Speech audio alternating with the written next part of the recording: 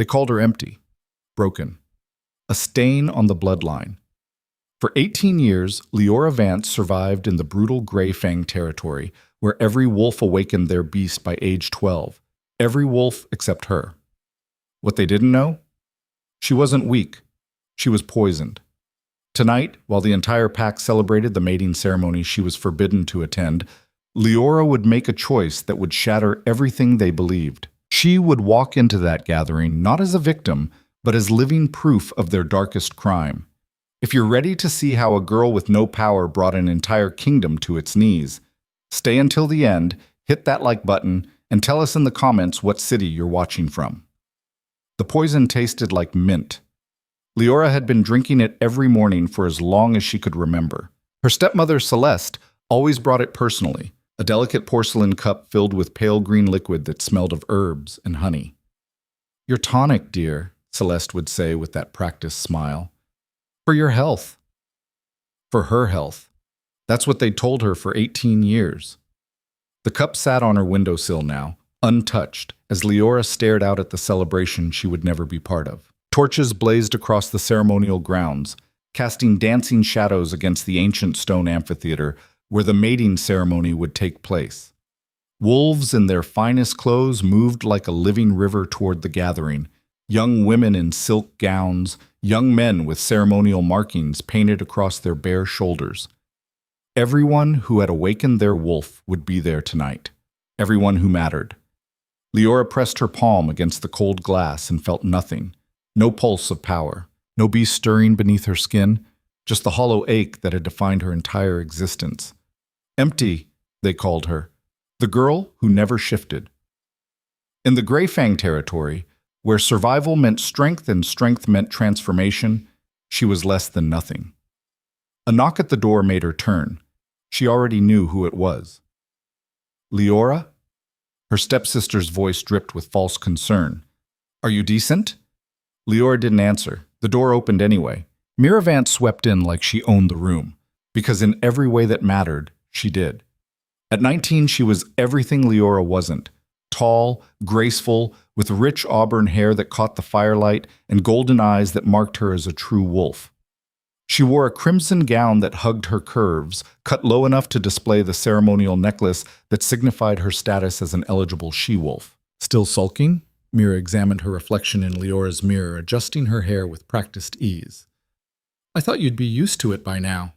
Liora turned away from the window. "What do you want?" "Nothing."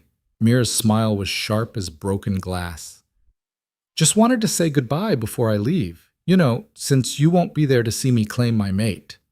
She paused, letting the words sink in like a blade between ribs. "Mother says you should stay in your room tonight. We wouldn't want you embarrassing the family." Embarrassing. The word tasted bitter. "I've been doing that my whole life, apparently." "Well, yes." Mira turned from the mirror, her expression shifting to something almost pitying. "But tonight is important, Liora. The Alpha King himself will be attending. Can you imagine if he saw you? If he knew we'd been harboring a defective wolf all these years?" Defective. The word they'd used since she was 12. The age every wolf's beast was supposed to emerge. The age Liora had waited by the full moon, praying, begging for something to happen. But the moon had risen and set, and she'd remained exactly what she was. Human, weak, worthless. "I won't embarrass you," Liora said quietly. "I'll stay here, like always." Mira's smile widened. "Good girl." She glided toward the door, then paused. "Oh, and Liora, don't forget to drink your tonic. Mother says you've been skipping doses." Her golden eyes gleamed with something Liora couldn't name. "We wouldn't want you getting sick, would we?" The door closed with a soft click. Liora stared at the cup on the windowsill for a long moment. The pale green liquid seemed to glow in the torchlight from outside. "For your health." She'd been drinking it every day since she was 10 years old, since her father remarried, since Celeste had arrived with her perfect daughter and her promises to help poor Liora reach her potential. 8 years of tonics. 8 years of waiting for her wolf to emerge. 8 years of nothing. She picked up the cup, her hand trembling slightly. The scent of mint and honey filled her nostrils, familiar, comforting, safe. She raised it to her lips. then stopped. Something was wrong. Not with the tonic. She'd drunk this 1,000 times before. Something else. Something in the way Mira had smiled, the way her eyes had gleamed when she mentioned the doses. Don't forget to drink your tonic. Why would Mira care whether she drank it or not? Liora lowered the cup slowly, her mind racing. She thought of all the times Celeste had insisted she take it, all the times her stepmother had watched her drink it down, that practiced smile never wavering, all the times she'd felt dizzy afterward, weak, like something was draining from her bones. We wouldn't want you getting sick. What if she already was sick? What if she'd been sick for 8 years? The thought was insane. Her own family they couldn't. But as she stared at the pale green liquid, memory after memory crashed through her mind like waves. The way her father's new wife had arrived with trunks full of herbs and remedies. The way Celeste had taken such personal interest in Leora's condition. The way the tonic had started the same year her wolf should have emerged and never did. The way no doctor had ever been called. No healer consulted. Just Celeste, with her potions and her promises. Just Celeste. Leora's hand shook as she carried the cup to her desk. She found an empty vial, one she'd saved from an old perfume, and carefully poured a small amount of the tonic inside. She corked it, then hid it in the bottom of her jewelry box beneath the broken necklaces and tarnished rings no one cared about. Evidence. If she was right, if she wasn't just paranoid and desperate, she would need evidence. But how could she prove it? Who would even believe her? She was the empty wolf, the defective daughter. Even her own father barely looked at her anymore, too consumed with pack politics and his new family to notice the ghost living in his house. She was alone, completely, utterly alone. The sound of howling rose from the ceremonial grounds. The celebration had begun. Liora moved back to the window and watched as hundreds of wolves gathered in the amphitheater, their voices rising in the ancient songs of their people. She could see the great bonfire at the center, flames reaching toward the night sky, could see the alpha families taking their places in the stone seats of honor. And there, at the highest seat, a figure in midnight black, the Alpha King. Even from this distance, Liora could feel the power radiating from him. Theron Shadowmere, ruler of all the northern territories, the most feared and respected wolf in the kingdom.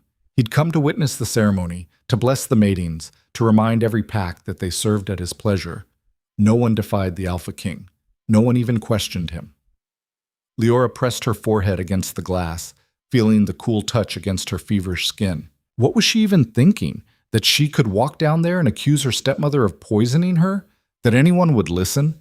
That the Alpha King himself would care about one broken girl's desperate accusations? She would be laughed out of the territory, exiled, killed.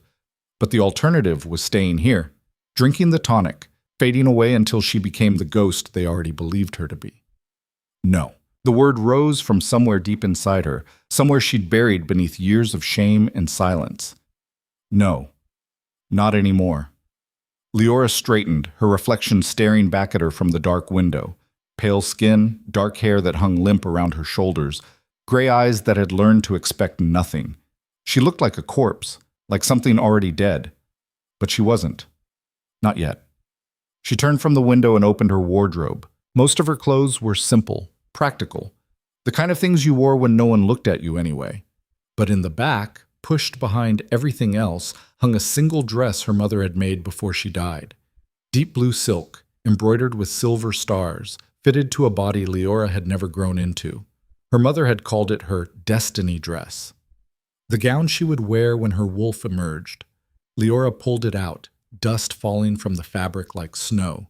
It smelled of cedar and memory. She held it up to her thin frame. It would hang loose on her, too big. Wrong. Perfect. She didn't know what she was going to do. Didn't have a plan beyond walking through those ceremonial grounds and refusing to disappear anymore. But if she was going to be humiliated, exiled, or killed, she would do it wearing the last gift her mother had given her.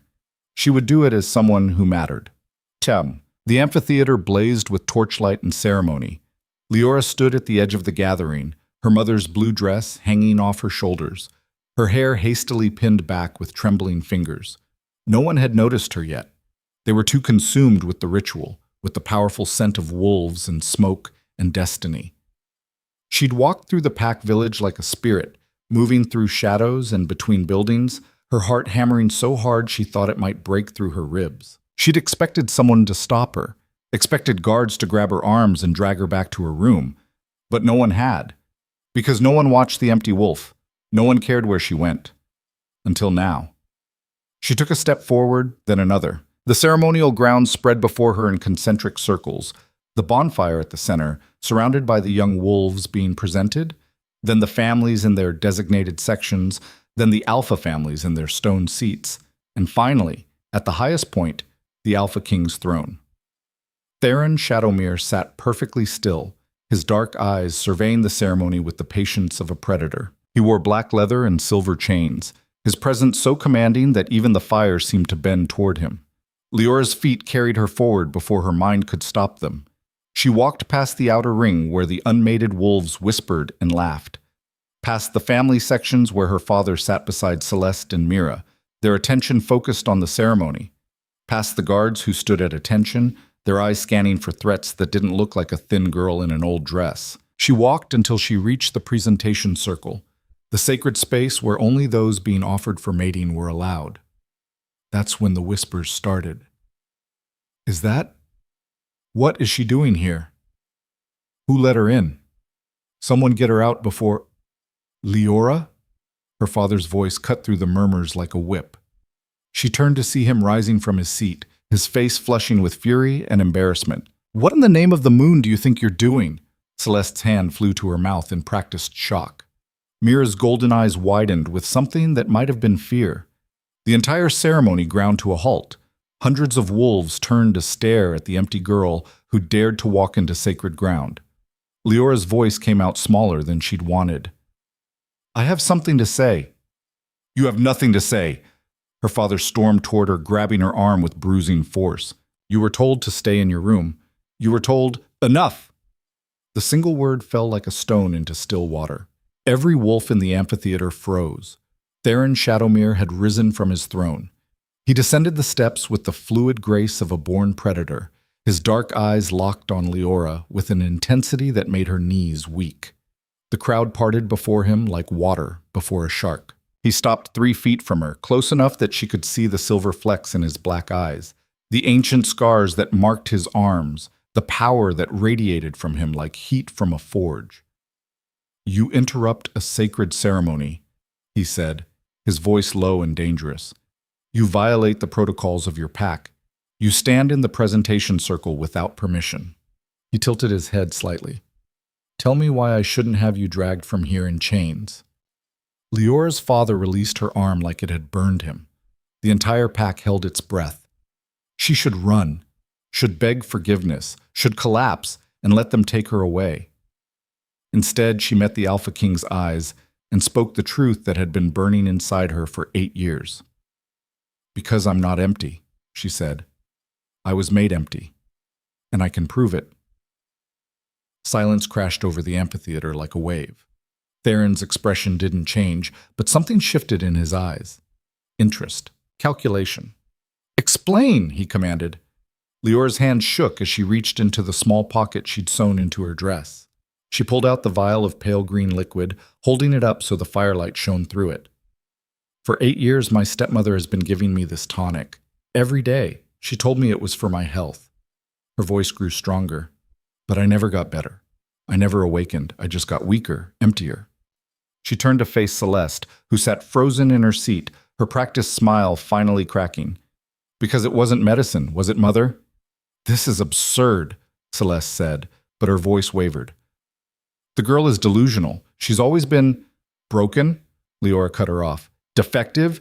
Yes, you've said that, for years. She looked back at Theron. I want this tested. I want a healer to tell me what's in this vial. And if I'm right, if she's been poisoning me, I want justice. The crowd erupted in whispers. Her father stood paralyzed, his face cycling through shock, confusion, and dawning horror. Mira had gone pale, her golden eyes darting between her mother and the vial. Theron held out his hand. Give it to me. Liora placed the vial in his palm, her fingers brushing his skin for just a moment. The contact sent a shock through her body, like touching lightning, like waking from a dream. His eyes narrowed slightly. He'd felt it too. He uncorked the vial and inhaled, his expression darkening. Then he turned to the crowd. Healer Octavia, attend. An elderly woman in ceremonial robes emerged from the Alpha Families section. She took the vial from Theron, examined it, smelled it, even touched a drop to her tongue. The color drained from her face.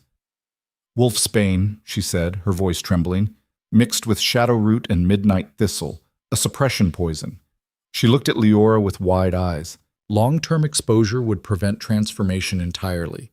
It would make a wolf appear empty. The amphitheater exploded. Wolves were shouting, demanding answers. Pack members surged forward. Liora's father grabbed Celeste's arm, his face twisted with rage and betrayal. Mira was backing away, shaking her head, trying to disappear into the crowd. But Liora only watched Theron. The Alpha King's expression had gone cold as winter stone.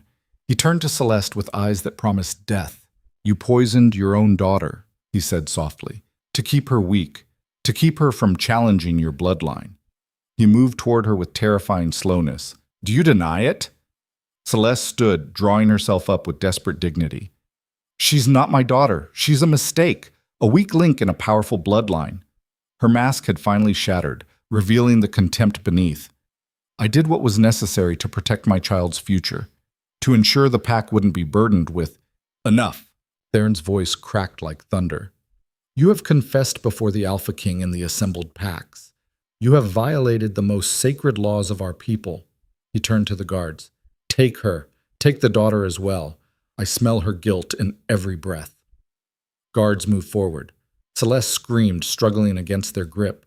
Mira tried to run but was caught before she'd gone 3 steps. Please, Celeste shrieked. Please, it was only to help her. To spare her the pain of... You spared her nothing, Theron said coldly. You stole her life, her wolf, her future. He glanced at Liora's father, who stood like a broken statue. And you? Did you know? No, I never... Her father's voice cracked. I trusted my wife. I thought Liora was just... You thought it was easier to believe she was broken than to question why. Theron's disgust was palpable. You are alpha of this pack. The responsibility falls on you as well. Her father collapsed to his knees. Theron turned back to Liora, and his expression softened, barely, but enough that she could breathe again. You showed courage tonight, he said, more than most wolves show in a lifetime. He studied her with those intense eyes. But courage isn't enough. The poison has been in your system for 8 years. We don't know if you can be saved. Liora's heart clenched. She'd been so focused on exposing the truth that she hadn't thought about what came after. What if the damage was permanent? What if her wolf was gone forever? There are healers, Theron continued, in the capital, specialists who deal with suppression poisons. He paused. I can have you taken there. It will be painful. There's no guarantee of success. I'll do it, Liora said immediately. Whatever it takes. Something flickered in his eyes. Approval, perhaps. Or recognition. Then you'll leave tonight, with me. He raised his voice to address the crowd. The ceremony is concluded. The guilty will face judgment at dawn. The pack will assemble to witness their punishment. His gaze swept over the gathered wolves. Let this be a lesson.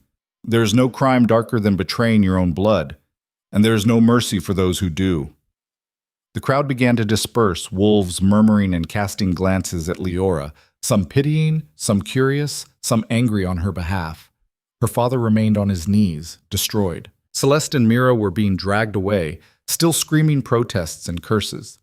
Liora stood alone in the presentation circle, wearing her mother's too large dress, trembling with exhaustion and fear and something else. Hope.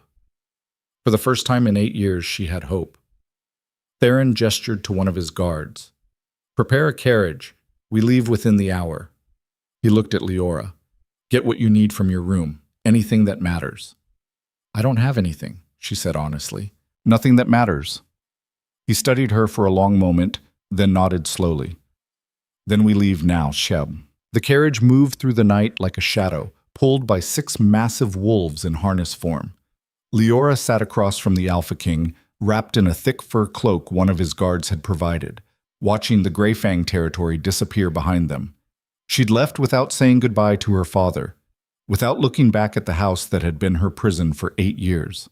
There was nothing there she wanted to remember. "You're afraid," Theron said. It wasn't a question. Liora met his eyes. "Yes." "Good. Fear keeps you sharp." He leaned back, studying her. "What you did tonight was either very brave or very stupid. Perhaps both." "I didn't have a choice," she said. "Stay and fade away, or fight, and maybe die fighting. It seemed obvious." "Most people choose to fade away," he said quietly. "It's easier, safer." "I'm tired of safe." A ghost of a smile touched his lips. "I can see that." He was silent for a moment, then spoke again. "The healers will need to purge the poison from your system. It will be excruciating. You'll wish you'd never started." "I've been wishing I'd never started for 8 years," Liora said. "I can handle more." "We'll see." He turned to look out the window. "If you survive, if your wolf emerges, you'll owe me a debt. I don't help people for free." "What kind of debt?" "I haven't decided yet." His dark eyes glinted in the moonlight. "But when I call it in, you'll pay it, without question." Liora should have been terrified, should have realized she'd traded one prison for another, but all she felt was alive. "I'll pay it," she said. "Whatever it is." Theron's smile widened slightly. "You really are either very brave or very stupid." "Both," Liora said. "Definitely both." He laughed, a low, genuine sound that transformed his face from terrifying to almost handsome. "I think I'm going to enjoy watching what happens to you, Liora Vance." The carriage rolled on through the darkness, carrying her away from everything she'd known and toward a future she couldn't imagine. Somewhere deep inside her chest, in the hollow place where her wolf should have been, something stirred. Not power, not yet, but possibility. And for now, that was enough. But they reached the capital city of Shadowkeep 3 days later. Liora had spent most of the journey sleeping, or trying to sleep, while her body fought against 8 years of accumulated poison. She'd been sick twice, sweating through her clothes, shivering despite the furs piled around her. Theron had watched her with clinical detachment, occasionally ordering his guards to give her water or broth. "If you die before we reach the healers," he'd said once, "it will be terribly inconvenient." She'd laughed deliriously. "I'll try not to." But she hadn't died. And when the carriage finally rolled through the massive gates of Shadowkeep, Liora forced herself to sit up and look. The city was enormous, 10 times larger than the Greyfang village, with buildings of white stone and dark timber rising toward the sky. Wolves moved through streets lit by enchanted lanterns that burned without flame. The scent of smoke and pine and power filled the air, so thick she could taste it. At the heart of the city, on a hill that overlooked everything, stood the Alpha King's palace. Black stone and silver spires, beautiful and terrible, like a crown made of night. The carriage didn't stop at the palace. Instead, it continued to a smaller building near the eastern wall, a stone structure covered in climbing vines and marked with the healer's symbol. Theron helped her down from the carriage himself, his grip strong and steady. "This is where I leave you," he said. "The healers will do what they can. If you survive, send word to the palace. And if I don't survive, then I'll find another investment." But his eyes said something different, something almost like concern. The door to the healing house opened, and a woman emerged. Not old like Octavia, but young, with silver white hair and eyes that held centuries of knowledge. She looked at Liora and smiled sadly. "The poisoned wolf," she said. "We've been expecting you." Liora glanced back at Theron one more time. He nodded once, a gesture of acknowledgement, or permission, or perhaps goodbye. Then she turned and followed the healer inside. The healing house smelled of herbs and smoke and something else, something wild and ancient. The healer led her through winding corridors to a chamber deep in the building's heart. The room was circular, with symbols carved into the floor and ceiling, and a pool of dark water at its center. "My name is Senna," the healer said, "and I'm going to save your life. But first, I'm going to hurt you more than you've ever been hurt before." Liora looked at the pool, then back at Senna. "Will it work?" "I don't know." Senna's honesty was almost comforting. "The poison has been in your system for 8 years. That's longer than anyone I've treated. You should be dead already." I'm stubborn. Good. You'll need to be. Senna gestured to the pool. The water is infused with lunar essence and purification minerals. It will draw the poison from your blood and bones, but it will feel like dying. You'll want to give up. You'll beg me to stop.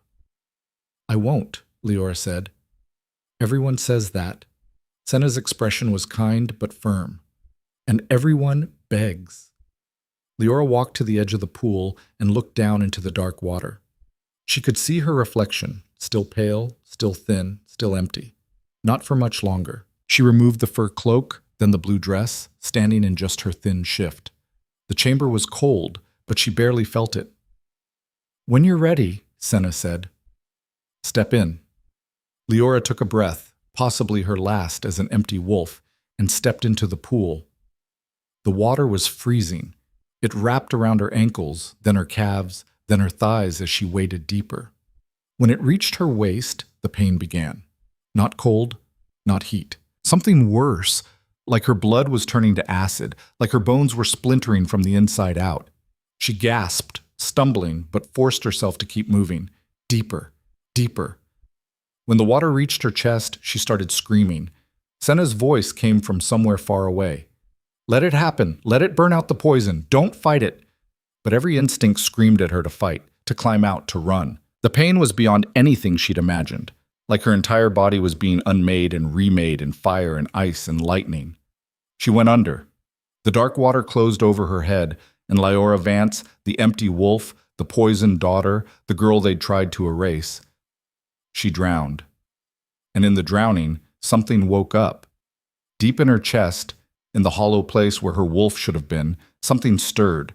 Not gentle, not kind. Something feral and furious that had been caged for 8 years. Something that wanted blood. Leora's eyes snapped open underwater. The pain was still there, still burning, but now there was something else. Something pushing against her skin from the inside, demanding to be let out. Her wolf. It was angry. She burst from the water with a gasp, and Senna was there, grabbing her shoulders, pulling her to the edge of the pool. That's it, the healer said. That's it, I can feel it. Your wolf is fighting back. Let it come. Liora collapsed on the stone floor, water streaming from her hair, her body convulsing with pain and power, and 8 years of rage finally unleashed. Senna pressed a hand to her chest, and Liora felt the healer's magic pushing, helping, guiding. There, Senna whispered. Come on, little wolf. Come home. And somewhere deep inside, in the place that had been empty for so long, something howled. The howl that tore from Leora's throat wasn't human. It echoed through the healing chamber, bouncing off stone walls and shaking the carved symbols until dust rained from the ceiling. Senna stumbled backward, her eyes wide with shock and something else. Recognition. Impossible, the healer whispered. Leora's body convulsed on the cold floor, her spine arching until she thought it would snap. The pain had transformed into something else entirely. Not burning anymore, but pressure. Like something enormous was trying to burst through her skin from the inside. Her wolf wasn't just waking up, it was erupting. Senna! Liora gasped between spasms. What's happening to me? The healer dropped to her knees beside Liora, pressing both hands against her chest. Your wolf is stronger than I anticipated. Much stronger. The suppression didn't just hide it, it compressed it. 8 years of power, trapped and building. Senna's voice carried an edge of fear. When you transform, it's going to be violent. When? Liora managed. Not if. Oh, it's definitely happening. Right now. Senna grabbed Liora's shoulders. Listen to me carefully. When your wolf emerges, you're going to want to run, to hunt, to destroy everything that hurt you. You need to fight that instinct. Do you understand? Liora tried to nod, but another wave of agony crashed through her. She could feel her bones shifting, reshaping, could feel fur trying to push through her skin. The first transformation is always the hardest, Senna said, her voice steady despite the fear in her eyes. But yours is going to be worse because... She didn't finish. Leora's scream cut her off as her body finally gave in to the change. It felt like being torn apart and rebuilt simultaneously. Her vision exploded into colors she'd never seen before. Scents became visible threads in the air.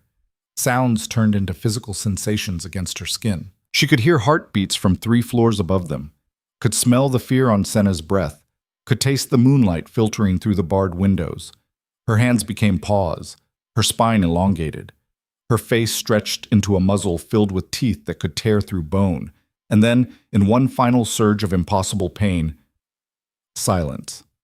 Liora stood on 4 legs in the center of the healing chamber, panting, shaking, and very much not empty anymore. She looked down at her paws, massive, white as fresh snow, tipped with claws like silver daggers. She turned her head and saw her reflection in the dark pool water. A white wolf stared back at her. Not gray like most wolves, not brown or black or silver, pure white, with eyes that glowed pale blue like ice in sunlight. Larger than any wolf she'd ever seen in the Grey Fang territory, nearly as large as an alpha. "No," Senna breathed. "No, that can't be right." Liora tried to speak, but what came out was a low growl that made the healer take another step back. She tried again, focusing, remembering her human voice, and this time managed words, rough and strange in this new form, but words nonetheless. "What? Am I?" Senna's face had gone pale as winter. "You're a white wolf. A moon-blessed. I've only seen one other in my entire life, and she was—" The healer stopped, shaking her head. "This changes everything, everything. What does that mean?" Liora took a step forward, marveling at the strength in her legs, the power coiled in her muscles. She felt like she could run forever, like she could fight an army and win. "It means you're not just any wolf, Liora. White wolves are rare, maybe 1 in 10,000 births. They're stronger, faster, more dominant than regular wolves." Senna's voice dropped to barely a whisper. "And they're always marked for leadership, always." The word should have filled Liora with joy. Instead, dread settled in her stomach like a stone. "The Alpha King," she said. "Does he know what I am?" He suspected. He must have. Senna moved to the window, staring out at the moonlit city. "When he brought you here, he told me to prepare for something unusual. I thought he meant the poison, but he sensed it, didn't he? Sensed what you could become." Liora's mind raced. Theron had said she would owe him a debt, had claimed her as an investment. If he'd known, or even suspected, that she was a white wolf. "He's going to use me," she said quietly. "Whatever debt he calls in, it's going to be something big." "Probably." Senna turned back to face her. "But right now we have a more immediate problem.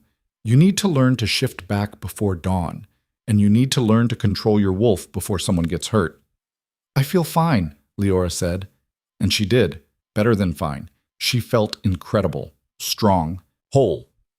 For the first time in 8 years, she felt like herself. "That's the problem." Senna walked toward her slowly, hands raised in a calming gesture. "You feel invincible. Your wolf thinks you are invincible, but you're still new to this, still raw. If you lose control..."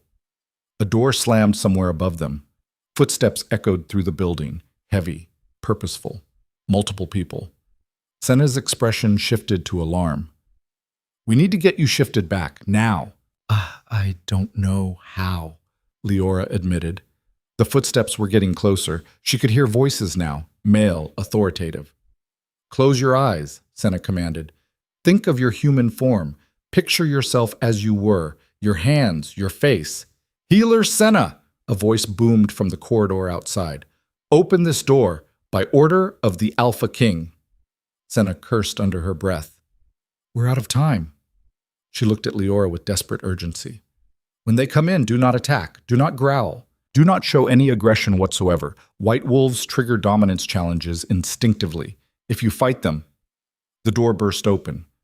4 guards poured into the chamber, weapons drawn, and stopped dead at the sight of the massive white wolf standing in the center of the room. "Holy!" one of them started.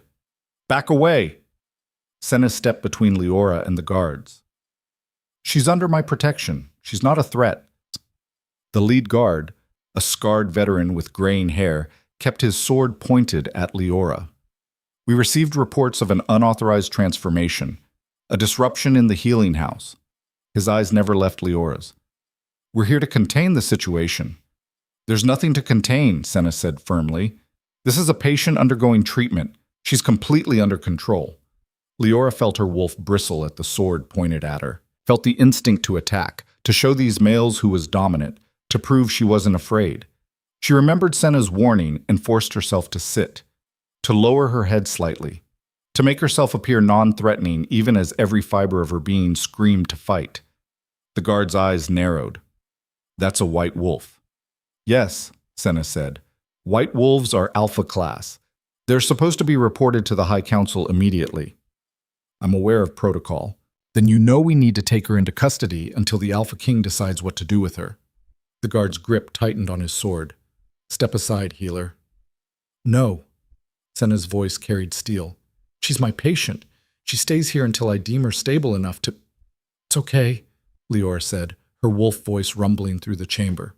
All 4 guards flinched. I'll go. Liora.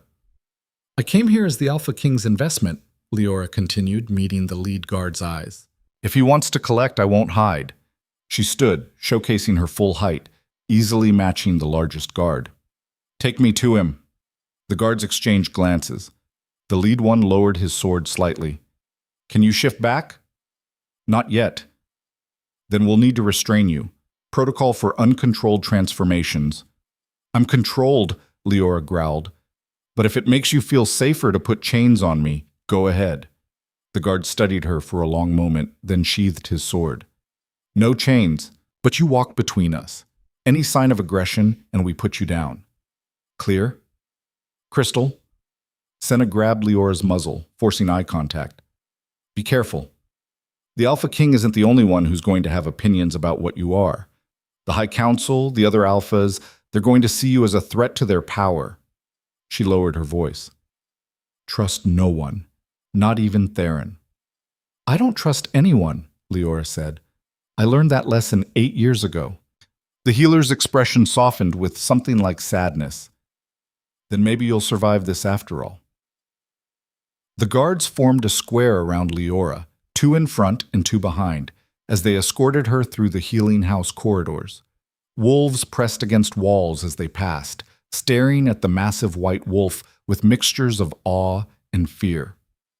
Liora kept her head high, her pace steady. She'd spent 8 years being invisible, being nothing. Now she was something they couldn't ignore. They emerged into the pre-dawn darkness of Shadowkeep. The city was quieter than before, but not asleep. Wolves moved through the streets on various errands, and every single one of them stopped to stare as the procession passed. Is that White Wolf? I thought they were extinct. She's enormous. The whispers followed them like smoke. Liora felt her wolf's pride swell at the attention, at the fear and respect in their eyes. After a lifetime of being dismissed, being seen was intoxicating, dangerous too. She could feel how easy it would be to let her wolf take over completely, to embrace the power and forget the girl who'd been poisoned and broken. No, she told herself firmly, remember who did this to you. Remember why you're here. The palace loomed ahead, all black stone and silver spires. The massive doors opened as they approached, and Liora's paws clicked against marble floors as they entered an entrance hall that could have held her entire former village. But they didn't stop there. The guards led her deeper into the palace, through corridors lined with portraits of previous Alpha Kings, until they reached a set of double doors carved with scenes of wolves in battle. The lead guard knocked once. My lord, we've brought her. Enter. Theron's voice came from within. The doors opened. The chamber beyond was clearly a war room. A massive table dominated the center, covered with maps and reports. Weapons lined the walls. Windows overlooked the entire city, and in the east, the first hints of dawn were beginning to lighten the sky. Theron stood by the windows, his back to them. He wore the same black leather as before, but now Liora could see the silver marks running down his spine, the ceremonial scars of an Alpha King. Leave us, he said without turning. The guards hesitated. My lord, she hasn't mastered her transformation yet. If she... Leave. Us. The command in his voice was absolute. The guards bowed and retreated, closing the doors behind them. Silence filled the room. Liora waited, every sense hyper-aware. She could hear Theron's heartbeat, steady, controlled, could smell leather and steel and something else something wild that her wolf recognized as alpha. So, Theron said finally, turning to face her. His expression was unreadable. A white wolf. I wondered, when I felt your power at the ceremony, wondered if the poison had hidden something extraordinary. He moved toward her slowly. I wasn't wrong. Leora's instinct screamed at her to submit. This was an alpha, a king, a wolf who could destroy her with a thought. But she'd spent too many years on her knees. She met his eyes and held them. You knew, she said. That's why you helped me. Not kindness. Investment. I'm never kind, Theron agreed, but I'm practical. A white wolf, properly trained, properly loyal. She could be worth an army. He stopped 3 feet away, close enough that she could see the calculation in his dark eyes. The question is whether you're worth the trouble of training. I survived 8 years of poison, Liora said. I survived the purge. I survived my first transformation without killing anyone. She took a step forward, into his space, refusing to back down. I'm worth whatever trouble you think I'll be, and more. Something flickered in his expression, approval maybe, or amusement. Bold words from a wolf who can't even shift back yet. He circled her slowly, assessing. But you're right about one thing. You survived. That counts for something. What do you want from me? Liora asked bluntly. What's this debt you're going to collect? Theron stopped in front of her again. I haven't decided yet. There are complications. The High Council meets today. They're going to demand I explain why I brought an unknown white wolf into the capital without consulting them. They're going to suggest I lock you up, study you, control you. And what are you going to tell them? That you're mine, he said simply. My wolf, my responsibility, my weapon if I choose to use you that way. He leaned closer, his voice dropping. But that only works if you can prove you're not a liability. Can you do that, Liora? Tell me what you need me to prove. Control, he gestured to her wolf form. Shift back, right now. Show me you can command your beast instead of being commanded by it. Leora's stomach clenched. I don't know how. Then learn, fast. Theron moved to the war table, picking up a report and scanning it with apparent disinterest. The council arrives in 2 hours. If you're still in wolf form when they get here, they'll vote to have you contained, and I won't stop them. You brought me here as an investment. Investments that don't perform get cut loose. He looked up from the report, his expression hard. I don't have room for weakness in my kingdom, Liora. I don't care what you survived. I don't care about your tragic story. If you can't control yourself, you're useless to me. Understand? The words stung more than they should have. She'd thought, foolishly, that maybe Theron had helped her for reasons beyond pure calculation, that maybe he'd seen something in her worth saving. But he was an alpha king. Sentiment was a luxury he couldn't afford. Fine, Liora said. How do I shift back? You already know how. You did it to become a wolf. Theron set down the report. It's the same principle in reverse. Picture your human form. Feel your bones reshaping. Will it to happen. I tried that with Senna. It didn't work. Because you were panicking. Now you're angry. His eyes glinted. Use it. Anger is a tool. Let it fuel your transformation instead of fighting it.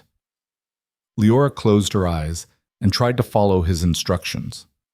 Pictured her human body, thin, weak, breakable. Pictured her hands instead of paws, her face instead of a muzzle. Nothing happened. You're trying to go back to who you were, Theron said. That girl is gone.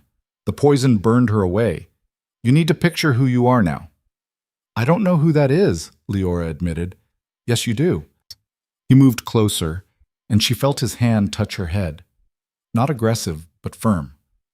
You're the girl who walked into a sacred ceremony and accused her family of poisoning her. You're the wolf who survived a purge that should have killed you. You're the white wolf who just stared down an alpha king and refused to submit. His voice lowered. You're strong, Liora. Stop picturing yourself as weak. The words struck something deep inside her. She focused on that feeling, the strength, the power, the absolute certainty that she would never be empty again. And this time, when she pictured her human form, it wasn't the broken girl from the Greyfang territory. It was someone new, someone harder, someone who could stand in front of an alpha king and not flinch.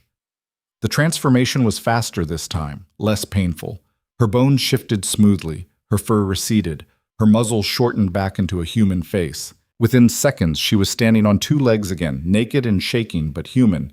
Theron immediately turned away, grabbing a robe from a nearby chair and tossing it to her. Better. The council might still try to lock you up, but at least they can't claim you're uncontrolled. Liora wrapped the robe around herself, her legs unsteady.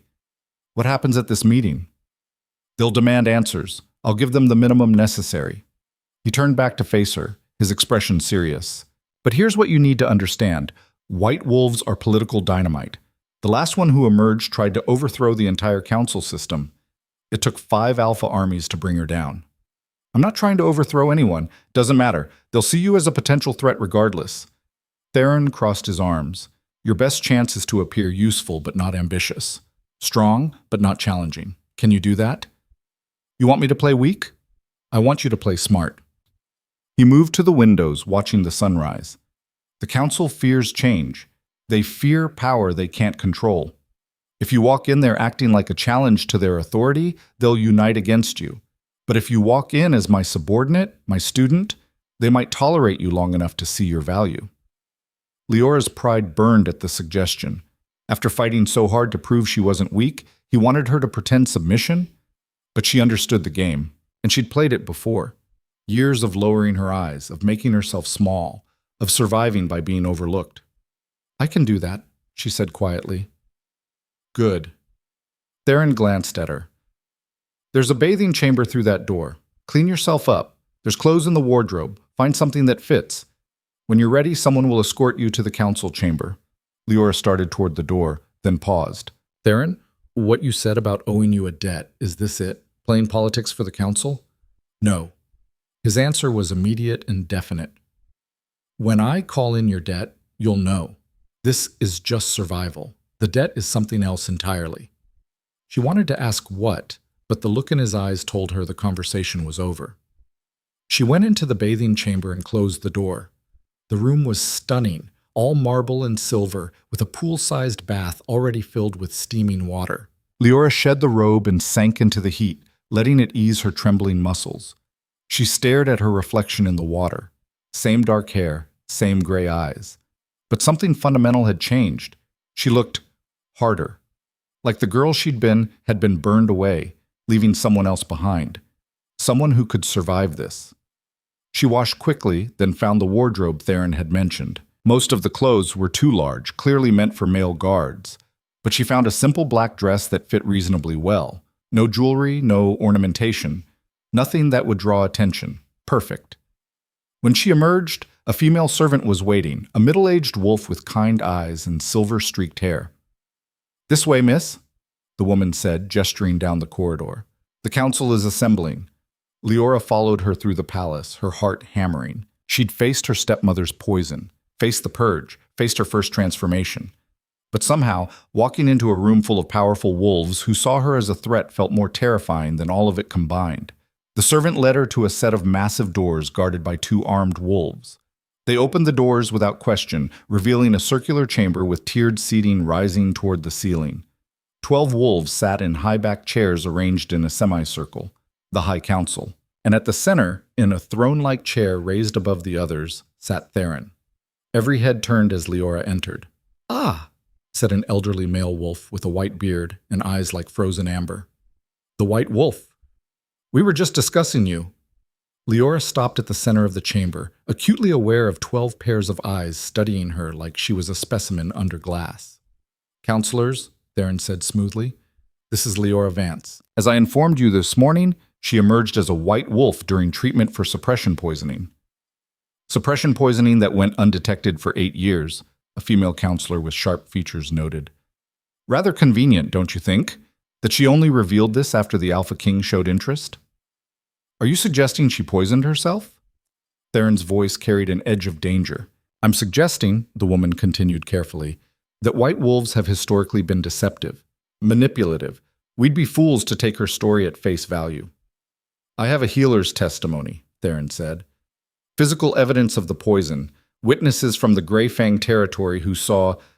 We're not questioning whether she was poisoned, the bearded elder interrupted. We're questioning why you brought her here, why you're protecting her, what you intend to do with a white wolf in your possession. The chamber went silent. This was the real question, the one they'd been dancing around. Theron leaned back in his throne, his expression unreadable. I intend to train her, to see if she's worth the investment. And if she is? Another counselor asked. What then? Do you plan to create your own personal white wolf enforcer? Do you remember what happened the last time? I remember, Theron cut him off coldly. I was there when we put Morgana down. I know exactly what a white wolf can do when they go rogue. His eyes found Leora's across the chamber. That's why this one won't be going anywhere unsupervised. She stays in the palace, under guard, under my direct authority. If she proves useful, perhaps that arrangement continues. If not, he shrugged. Then we deal with her accordingly. The casual way he discussed her fate should have terrified Liora. Instead, she felt oddly calm. This was the game. This was survival. The girl should speak for herself, the sharp-featured woman said. Tell us, Liora Vance, what do you want from this arrangement? All eyes turned to her. This was the test, the moment where she could either play it safe or make a catastrophic mistake. Liora thought of Senna's warning, of Theron's advice, of 8 years spent learning to read people, to understand what they wanted to hear. But she also thought of the girl in the blue dress who'd walked into that ceremony, the one who'd decided she was done being invisible. I want what was stolen from me, Liora said clearly. 8 years of my life. 8 years of being weak when I should have been strong. I can't get those years back, but I can make sure no one else loses theirs. She met each counselor's eyes in turn. Train me, use me, test me. I don't care. Just don't ask me to go back to being nothing, because I'd rather die than be empty again. Silence filled the chamber. Then the bearded elder smiled, a cold, calculating expression. Interesting. Most white wolves promise loyalty, promise service. You promise what? Revenge. I promise not to be a victim, Liora said. Everything else is negotiable. Several counselors exchanged glances. Theron's expression remained neutral, but she thought she saw approval flicker in his eyes.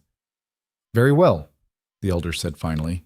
You may train under the Alpha King's supervision, but understand this, girl. You will be watched, constantly.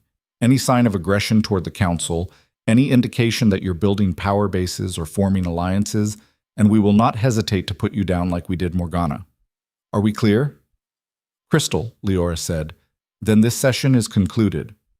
The elder stood, and the other counselors followed. Alpha King, she's your responsibility. Don't make us regret this decision. They filed out, leaving Liora alone with Theron in the vast chamber.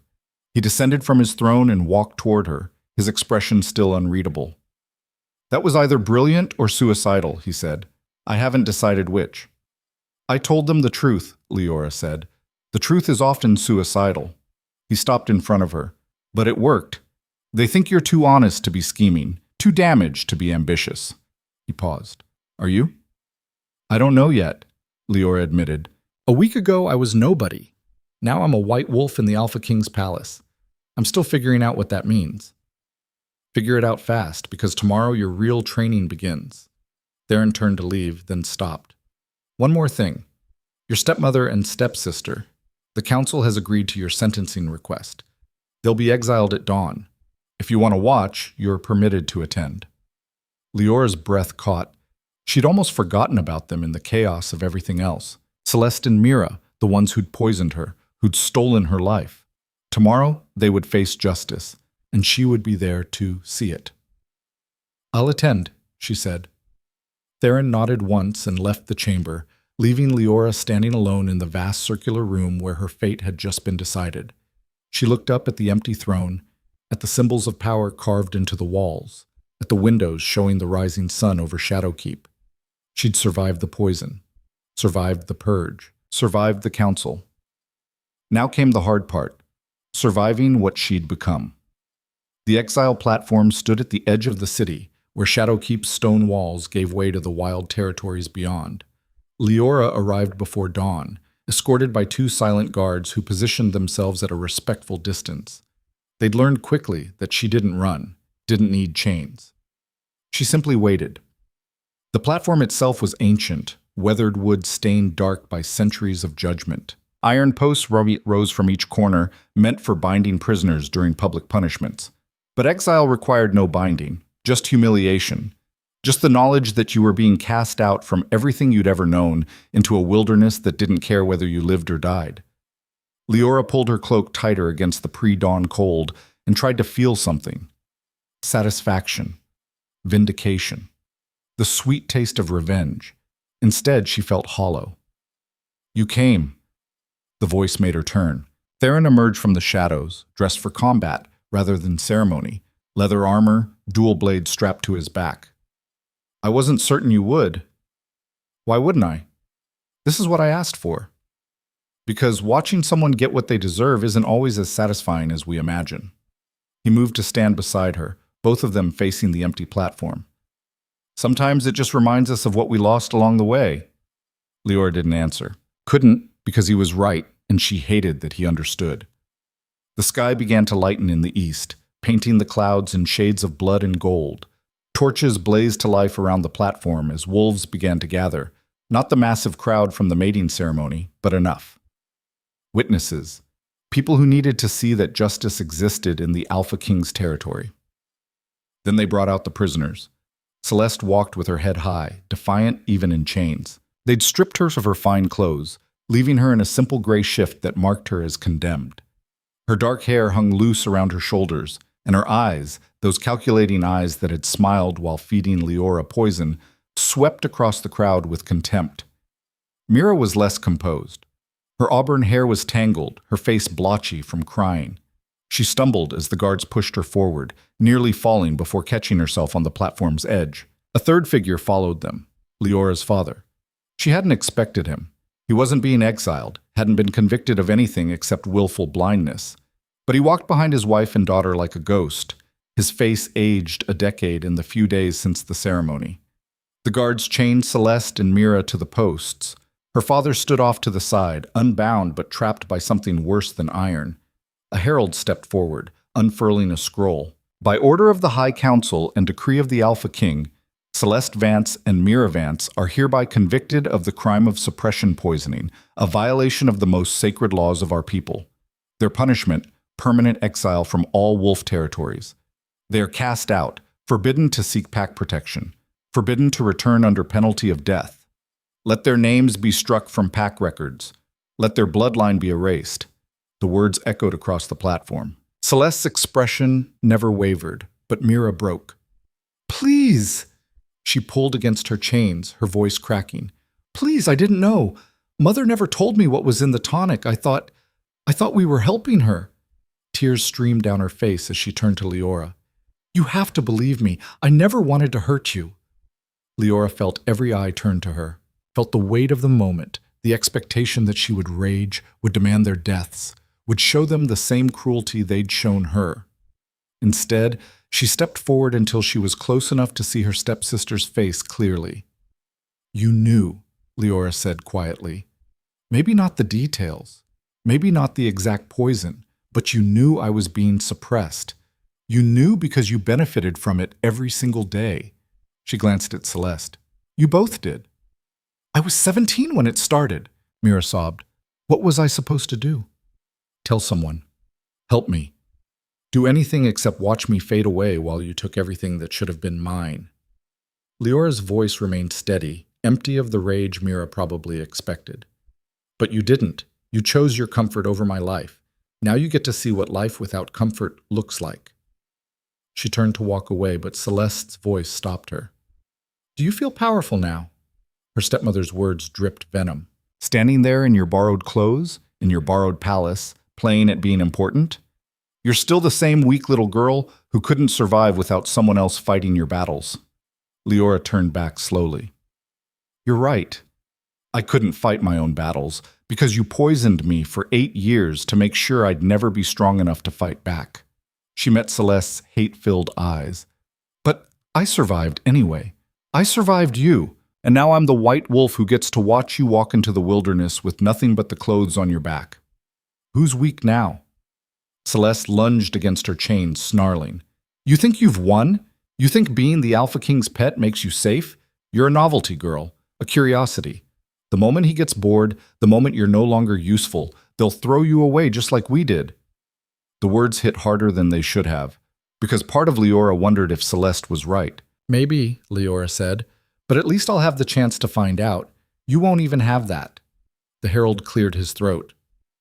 If there are no further words, he looked to Theron, who nodded. Then let the sentence be carried out. Guards unlocked the chains. Celeste rubbed her wrists and walked to the platform's edge with her head high, refusing to show fear. Mira had to be dragged, still sobbing, still begging for mercy that wouldn't come. Leora's father finally moved. He stepped forward, his voice breaking. Liora, please, I know I failed you. I know I should have seen, should have questioned, but she's still my wife. Mira is still my daughter. Show mercy, for my sake, if not theirs. The crowd went silent. Even Celeste stopped at the platform's edge, turning to see what Liora would say. You never showed me mercy, Liora said to her father. When I begged you to notice me, when I tried to tell you something was wrong, when I became invisible in my own home, you let it happen because it was easier than confronting your wife. She felt something crack in her chest. I loved you, and you chose them. I know. Tears ran down his weathered face. And I'll carry that shame until I die. But please, Liora, you're not like them. You're better than this. Don't let revenge make you into something you'll hate. The words struck deep. Because wasn't that what Celeste had just accused her of? Playing at power while losing herself in the process? Liora looked at Theron. He stood perfectly still, watching her, his expression unreadable. This was her choice, her judgment. The sentence stands, she said finally, but I'll add one mercy. Father, you can go with them if you want. Exile yourself voluntarily. Be with your wife and daughter in the wilderness, or stay in the pack and live with what you allowed to happen. Choose. Her father's face crumpled. He looked at Celeste, at Mira, then back at Liora. The choice was impossible. Abandon everything for family, or abandon family for everything. He couldn't finish. Couldn't choose. Time's up, Theron said coldly. Carry out the sentence. Guards pushed Celeste and Mira off the platform. They stumbled down the steps toward the gate that led to the wildlands. Celeste recovered quickly, squaring her shoulders and walking forward with dignity. Mira collapsed halfway, had to be hauled up by her mother, and half-dragged the rest of the way. Liora's father stood frozen on the platform, watching them go. He'd made his choice through inaction, the same way he'd chosen for 8 years. The gates opened. Morning light spilled across the wild lands beyond, endless forest, dangerous and indifferent. Celeste and Mira crossed the threshold, and the gates slammed shut behind them. It was done. The crowd began to disperse, murmuring among themselves. Liora stood rooted to the spot, watching the two figures grow smaller as they walked into the wilderness, waiting for the satisfaction to come.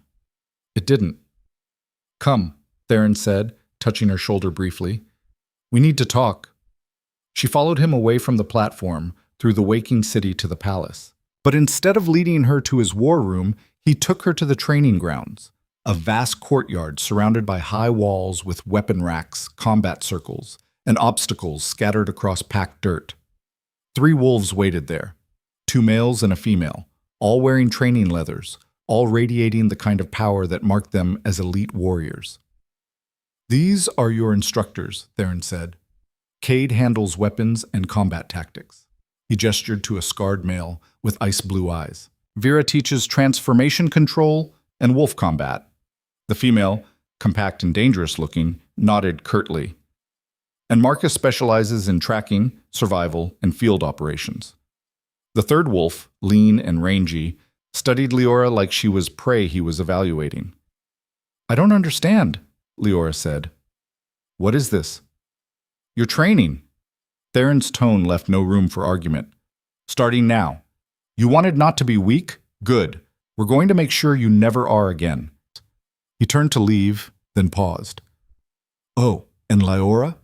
These 3 don't care that you're a white wolf, don't care about your tragic backstory. If you can't keep up, they'll break you. Understand?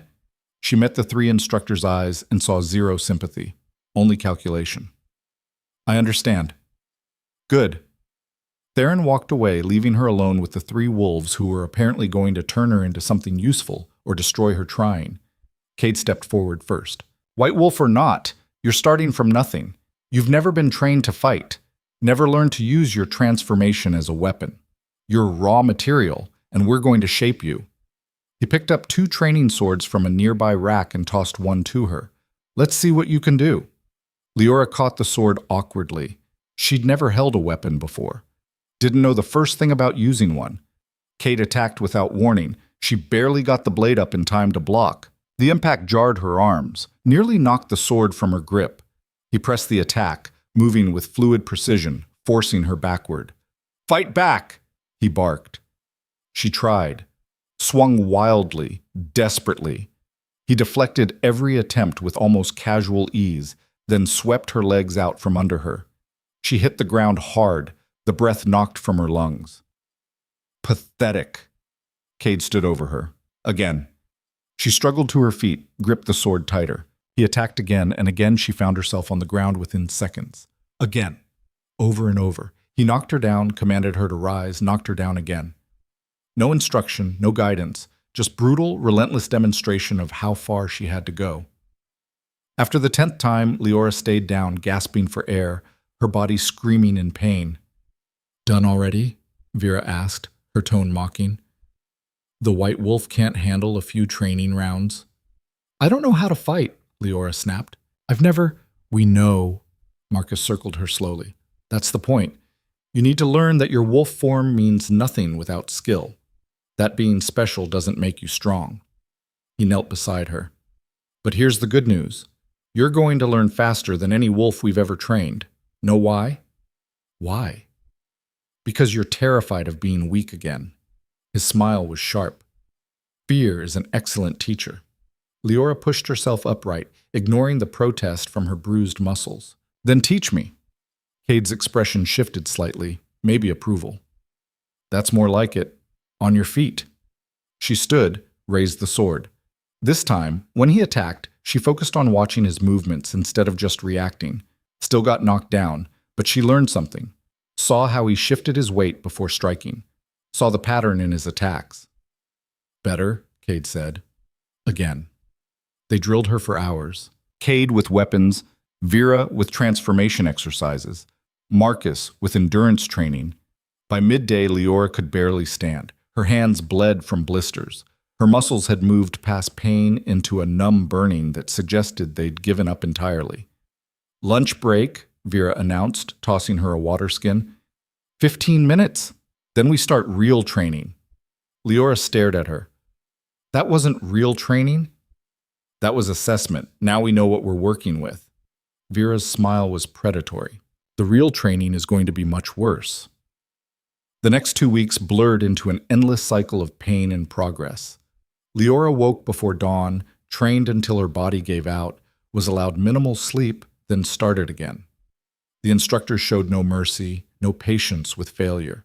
But she learned to read an opponent's body language, learned to use her smaller size as an advantage rather than a weakness. Learned to transition between human and wolf form in the middle of combat, using the transformation itself as a weapon. Learned that being a white wolf meant nothing if she didn't have the skill to back it up. On the 15th day, something changed. Liora was sparring with Cade, real combat now, not just training exercises. When she finally saw the opening, his attack pattern had a flaw, a split-second vulnerability when he committed to a strike. She'd noticed it days ago but hadn't been fast enough to exploit it. Until now. She ducked his swing, pivoted inside his guard, and slammed her shoulder into his chest with all her weight behind it. He stumbled backward, actually stumbled, and her training sword found his throat. They froze. Cade stared at her, then slowly smiled. Finally, took you long enough. Liora lowered her sword, breathing hard. It was the first time she'd scored a clear hit on any of them. Don't get cocky, Vera called from across the training ground. Cade went easy on you. Like hell I did, Cade said, but his eyes held respect now. She's learning. Faster than I expected. Marcus approached, carrying a scroll. Well, she'll need to learn even faster. This just came from the Alpha King. He handed the scroll to Liora. She unrolled it, reading quickly. The words made her blood run cold. "There's been an attack," she said slowly, "on the eastern border. Multiple packs reporting wolves who've lost their transformations. Just like what happened to me." She looked up. "It's not random. Someone's targeting wolves with suppression poison." "The Alpha King wants you on the investigation team," Marcus said. "Congratulations, your first field mission." "I'm not ready." "No, you're not." Theron's voice cut across the training ground. He strode toward them, his expression grim. "But we're out of time. The attacks are escalating. 3 packs in the last week. Whoever's doing this knows what they're doing, and they're getting bolder." He stopped in front of Liora. "I need you to identify the poison, see if it's the same compound that was used on you, maybe find a pattern we're missing." "Why me?" "You have healers, investigators, because you survived it. Because you know what suppression feels like from the inside." His dark eyes bore into hers. "Because the victims trust someone who's been through it more than they'll trust my officials. You're going." "When?" "Tomorrow at dawn. Cade and Marcus will accompany you. Vera stays here to continue training other recruits." He paused. "This is dangerous, Liora. If the people behind this realize we're investigating, they'll come after you, and they won't care that you're a white wolf or that you're under my protection." "Good," Liora said.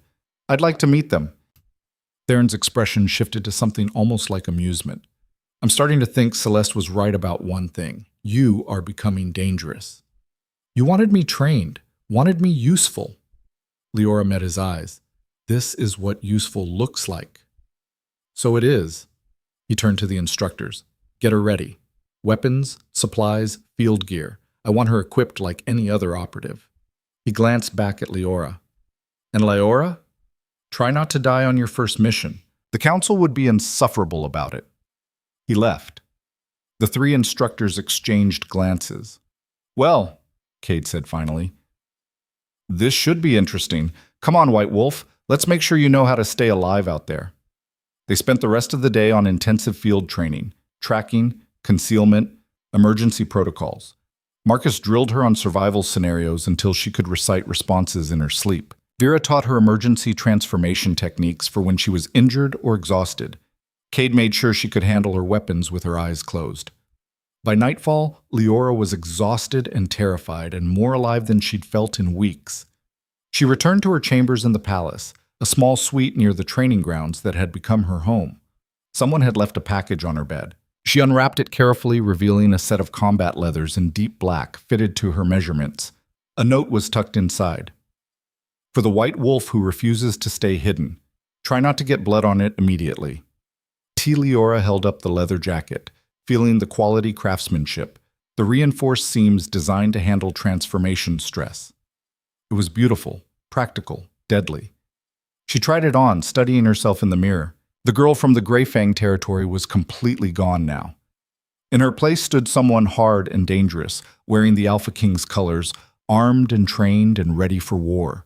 She should have felt proud. Instead, she felt the weight of what she was becoming. The knock at her door was unexpected. She opened it to find a young messenger, eyes downcast. "Message for Liora Vance," the boy said. "Urgent, from the healing house." Leora's heart clenched. "Is Senna all right?" "She's fine, miss. But she says you need to come immediately. She's found something about your case. Something the Alpha King needs to know." Liora grabbed her cloak. "Take me to her." They hurried through the palace and across the city to the healing house. Senna met her at the door, her silver-white hair disheveled, her expression troubled. "Thank the moon you came quickly," the healer said, pulling her inside. "I've been analyzing the poison compound we extracted from your system, comparing it to samples from the recent attacks." She led Liora to her workroom, where vials and papers covered every surface. "Look at this." She held up 2 vials, the pale green liquid from Liora's tonic, and a darker compound from the recent victims. "They're similar but not identical," Senna explained. "Same base ingredients, but the recent attacks use a more aggressive formula, faster acting, more dangerous." She set down the vials. "But here's what's disturbing. Whoever created both compounds has expert-level knowledge of wolf physiology and suppression mechanics. This isn't some random poisoner. This is someone who studied this for years." "Like a healer?" Liora asked. Exactly like a healer. Senna's expression was grim. I've been checking the guild records. There's only one person with the knowledge and access to create something this sophisticated who's gone missing in the last 3 months. Who? My former teacher, Master Healer Aldrich. He disappeared from the Northern Territories around the same time the attack started. Senna pulled out a worn portrait. He was obsessed with wolf bloodlines, believed that packs were being weakened by allowing inferior wolves to breed and transform. I thought it was just academic philosophy. But what if he decided to act on it? Liora stared at the portrait, an elderly male wolf with piercing eyes and a cold smile. Where would he be now? I don't know. He had contacts throughout the territories, safe houses, followers who believed in his theories. Senna grabbed Liora's arm. But if he's behind this, you need to tell the Alpha King, tonight. Because the attacks aren't random, they're testing.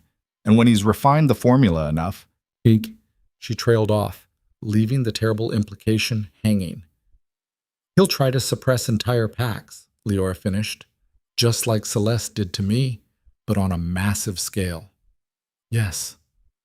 And if he succeeds, Senna's voice dropped to a whisper. We're talking about hundreds, maybe thousands of wolves stripped of their power, entire bloodlines erased. Liora's mind raced. The mission tomorrow was suddenly far more critical than she'd realized. This wasn't just an investigation, it was stopping a catastrophe. I need to tell Theron, she said. Now! She ran through the dark streets back to the palace, her new combat leathers allowing her to move faster than she'd thought possible. The guards at the entrance tried to stop her, but she snarled her urgency and they stepped aside. She found Theron in his war room, bent over maps with several advisors. He looked up sharply as she burst through the door. Liora? What? We know who's behind the attacks, she said breathlessly. Senna identified the poison. It's the same healer who created the compound used on me, or someone using his formula, Master Healer Aldrich. He's disappeared and the attack started right after. The room went silent. Theron's expression darkened. Aldrich, he said slowly. I know that name. He presented a paper to the council 5 years ago. Wanted permission to research suppression methods for genetic improvement of pack bloodlines. He straightened. We denied him. Told him the research violated fundamental laws. Apparently he decided to continue anyway, Liora said.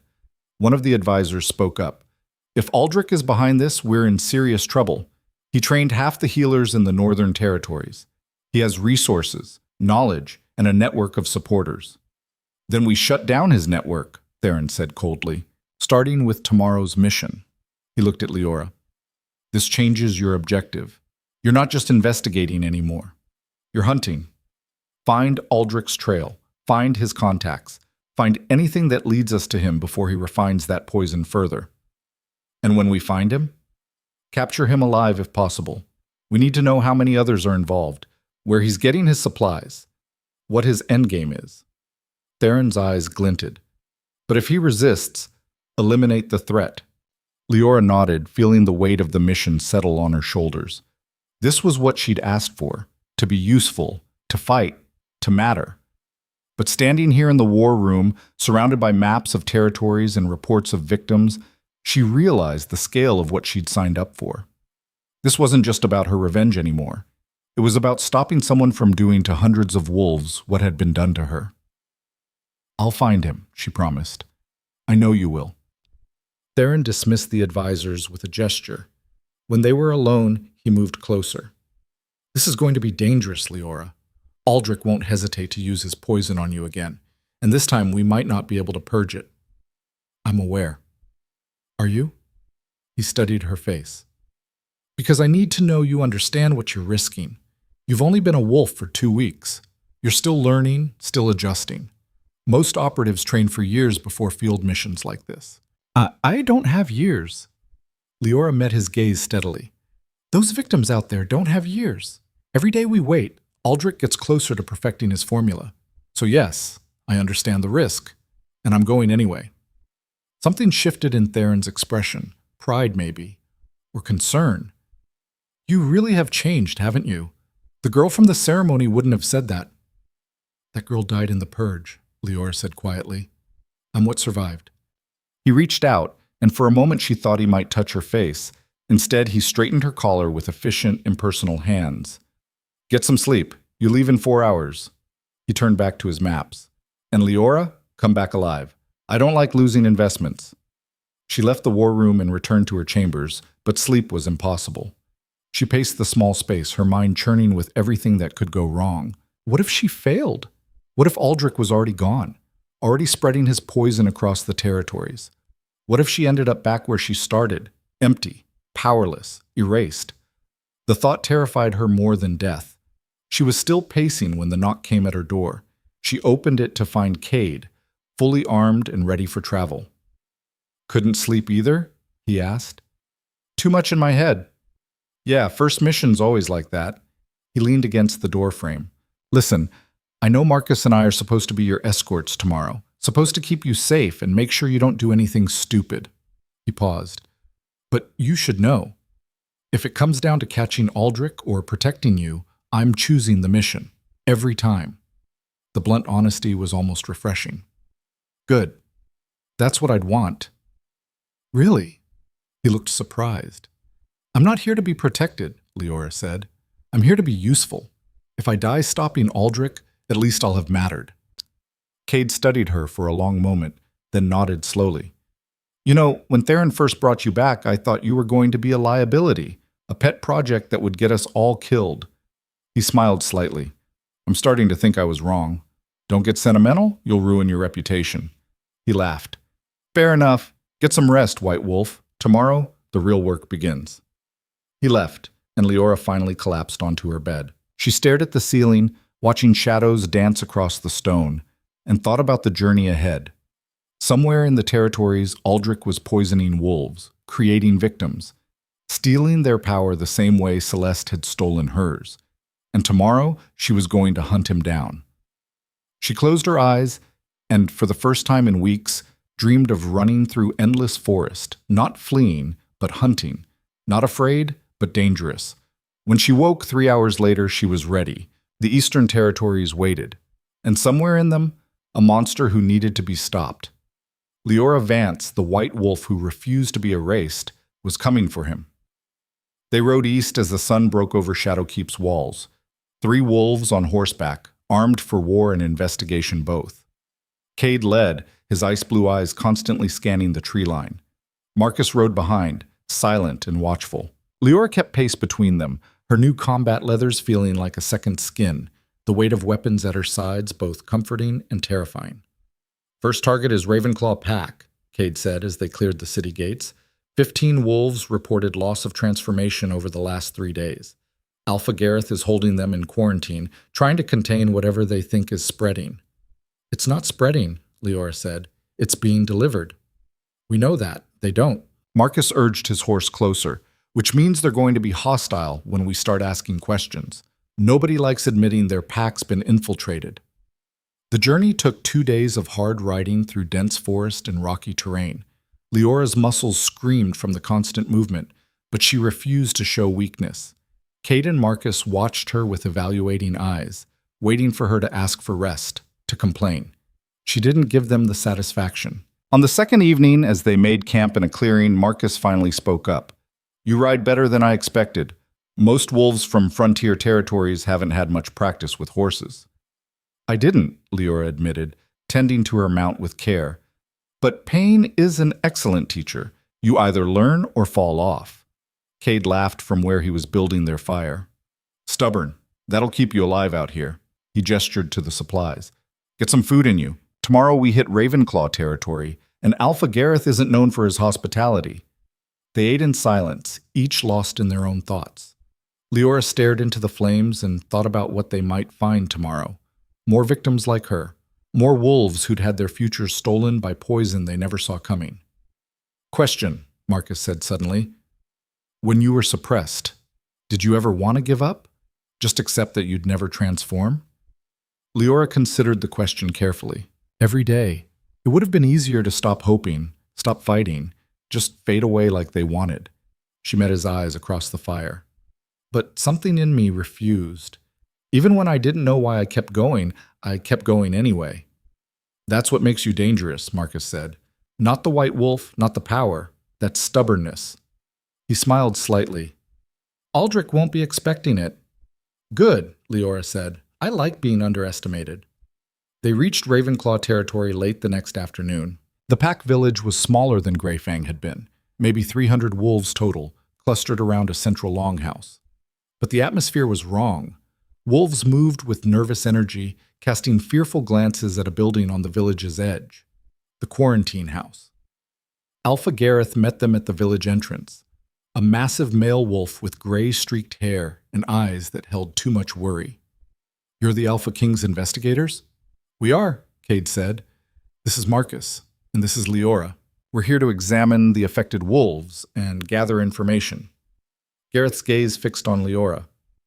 You're young for an investigator. I'm a survivor, Liora said evenly, which makes me qualified. Something in her tone made Gareth reassess her.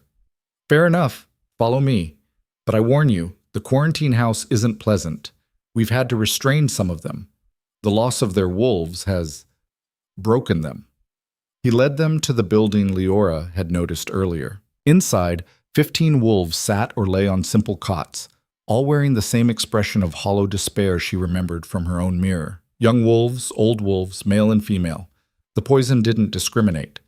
A young woman sat nearest the door, staring at her hands like they belonged to someone else. Liora approached slowly, kneeling beside the cot. My name is Liora. I'm here to help. The woman looked up with dead eyes. There's no help. My wolf is gone. I can feel the emptiness where she used to be. I know, Liora said softly. I felt it too. For 8 years, I felt exactly what you're feeling now. The woman's eyes sharpened slightly. You were suppressed? Poisoned. Same compound you received, probably. Liora held up her hand, let her claws extend partially. But I survived it, got purged. My wolf came back stronger than ever. She met the woman's gaze. Yours can too.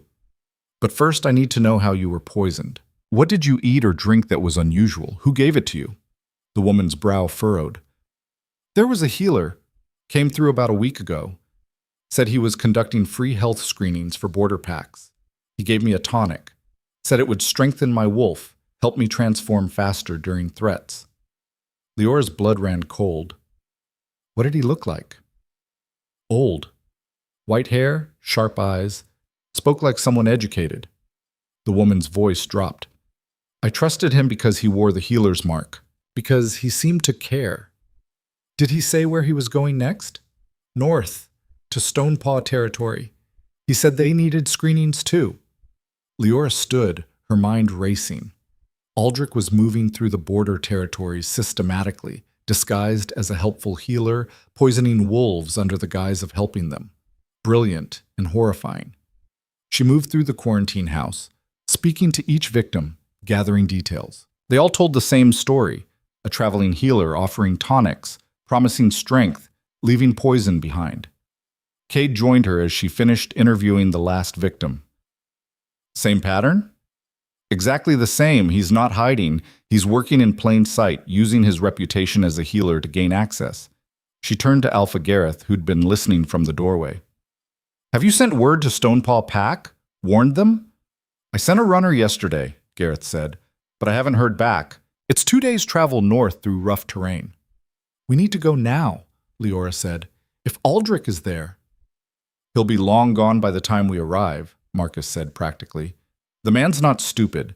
He knows we're investigating. He's probably already moved on. Then we follow his trail until we catch him. Liora's voice carried an edge that made even Cade glance at her sharply. Every day he operates, more wolves end up like this. Like I was. That stops. Now. Gareth studied her for a long moment. You really were suppressed, weren't you? I can see it in your eyes, the rage that comes from having your wolf stolen. Yes, Liora said, and I'm going to make sure Aldrich pays for every single wolf he's destroyed. They left Ravenclaw territory at dawn, pushing their horses hard north toward Stonepaw lands. The terrain grew rougher, rocky hills, narrow passes, dense forests that seemed to press in from all sides. Perfect country for ambush. Liora's instincts screamed warnings that she couldn't quite articulate. Something felt wrong. The forest was too quiet, the paths too clear. "Hold," Marcus said suddenly, raising his hand. They reined in their horses. He dismounted, studying the ground. Fresh tracks, multiple wolves. They crossed here within the hour. "Stonepaw Patrol?" Cade suggested. "Wrong direction. These tracks are heading south, away from Stonepaw territory." Marcus's expression darkened. "They're running from something." A scream echoed through the forest ahead, high, terrified, cut off abruptly. "Move!" Liora kicked her horse forward before Cade could stop her. She heard him cursing behind her, heard Marcus scrambling back onto his mount, but she didn't slow down. Someone was in trouble.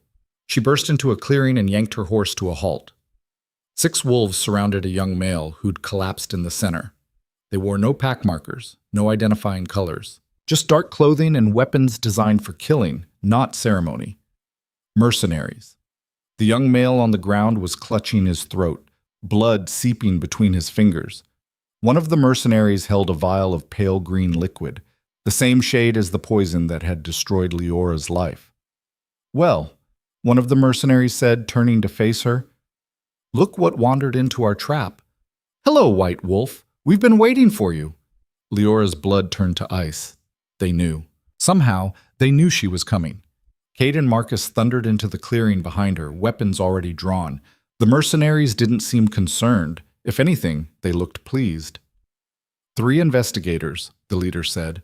"Even better. Master Aldrich will be so pleased." "Where is he?"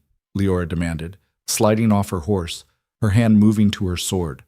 "Close enough to watch you die." The mercenary gestured, and his companions fanned out in a practiced formation. "Did you really think you could hunt him? That you could stop what he's building?" He laughed. "You're not a hunter, little wolf. You're prey, and you just walked into the killing ground." "Now!" Cade shouted. The mercenaries attacked as one. Liora barely got her sword up in time to block the first strike. Steel rang against steel, and she remembered Cade's training.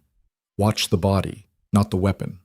Predict, don't react. She ducked under a sweeping blade, drove her shoulder into her attacker's gut, and used his momentum to throw him off balance. Her sword found flesh, and the mercenary went down with a scream. 1 down, 5 to go. Cade fought like a demon, his blade moving too fast to follow, taking down 2 mercenaries with brutal efficiency. Marcus had shifted to wolf form, his jaws closing around a mercenary's leg, tearing through muscle and tendon. But the leader was advancing on Liora, that vial of poison still in his hand. "Master Aldrich wanted us to bring you back alive. But I think I'll give you a dose of his medicine first. See how the mighty White Wolf handles suppression a second time." He lunged. Liora dodged, but not quite fast enough. His hand caught her arm, and she felt the vial's glass break against her skin. The pale green liquid soaked into her sleeve, burning like acid. No, not again. Terror lanced through her. She could already feel it, that horrible emptiness starting to creep through her veins. The poison worked faster this time, Senna had said. More aggressive. The mercenary smiled. "There we go. In about 10 minutes, you'll be—" Liora shifted. The transformation hit like an explosion. Her wolf erupted from her skin with such force that it threw the mercenary backward. She didn't think, didn't plan, just let rage and terror fuel the change. Her massive white wolf form dominated the clearing. She caught the mercenary before he could recover, her jaws closing around his sword arm. Bone crunched. He screamed. She released him and lunged for the leader, who was scrambling for another vial. Her paw struck his chest like a battering ram, sending him flying into a tree. He hit hard and didn't get up. The remaining 2 mercenaries broke and ran. Marcus brought one down within 50 feet. The other made it to the tree line before Cade's thrown knife found his spine. Silence crashed over the clearing. Liora stood over the unconscious leader, her white fur splattered with blood, her chest heaving. She could feel the poison in her system, could feel it trying to reach her wolf, trying to smother the power she'd only just reclaimed. But something was different. Her wolf wasn't submitting to the suppression. It was fighting back. "Liora!" Cade rushed to her side. "Shift back. Let us check the wound." She forced the transformation, collapsing into human form. Her arm burned where the poison had touched her skin. Cade ripped the sleeve away, revealing blistered flesh and veins that had turned dark green. "Damn it!" he breathed. Marcus, get the medical kit. Now! But Liora grabbed his hand. Wait. Watch. As they stared, the dark veins began to recede. Her wolf's power was burning through the poison, purging it faster than it could take hold. The blisters faded. The burning eased. Within minutes, her arm was clear. Impossible, Marcus whispered, medical kit forgotten in his hands. The poison should have taken hold by now. Should have started suppressing your transformation. My wolf is stronger now, Liora said, staring at her unmarked arm in wonder. The purge didn't just restore my power, it made me resistant. The poison can't touch me anymore. Cade sat back on his heels, his expression stunned. That's why they wanted to capture you specifically. Aldrich must have realized that if you survive suppression once, you could help other victims survive it too. You're a threat to his entire operation. Good. Liora stood, swaying slightly but steady. Let's make sure he knows exactly how much of a threat I am. She moved to the unconscious leader, grabbing him by his collar and shaking him roughly. Wake up! The mercenary's eyes fluttered open. Blood ran from his nose and his arm hung at an unnatural angle. Where's Aldrich? Liora demanded. Go to hell. She let her claws extend, pressing them against his throat. I survived 8 years of his poison. Survived the purge. Just survived another dose that should have destroyed me. Do you really think I'll hesitate to cut your throat? Fear flickered in his eyes. He'll kill me if I talk. I'll kill you if you don't. She pressed harder, drawing blood. Choose. North, he gasped. Abandoned mine complex 3 days north of Stonepaw territory. He's set up a laboratory there. He's preparing a mass distribution, planning to poison entire territories simultaneously. Liora's blood ran cold. How many territories? All of them. Every border pack from here to the western coast. The mercenary's voice dropped to a whisper. He's going to suppress thousands of wolves, create a whole generation of empty ones. Says it's necessary. Says it's evolution. It's genocide, Chow, Marcus said flatly. Liora released the mercenary, her mind racing. 3 days north, a laboratory, mass distribution. They needed to send word to Theron immediately, needed to mobilize forces, needed to... Behind you! Cade's shout came too late. Pain exploded across Liora's skull as something heavy struck her from behind. She collapsed, her vision swimming. Through the haze, she saw more mercenaries emerging from the forest, at least a dozen, weapons drawn. They'd been set up. The whole thing had been a trap. Secure them, a cold voice commanded. An elderly male stepped into the clearing, white-haired and sharp-eyed. Master Healer Aldrich himself. Especially the White Wolf. I have plans for her. Liora tried to move, tried to shift, but her body wouldn't respond. The blow to her head had done something, scrambled her connection to her wolf. She felt Cade and Marcus being dragged away, heard them fighting and cursing, felt hands grabbing her arms, binding them with chains. Aldrich knelt beside her, studying her face with clinical interest. Fascinating. You purged the poison completely, even developed resistance to secondary exposure.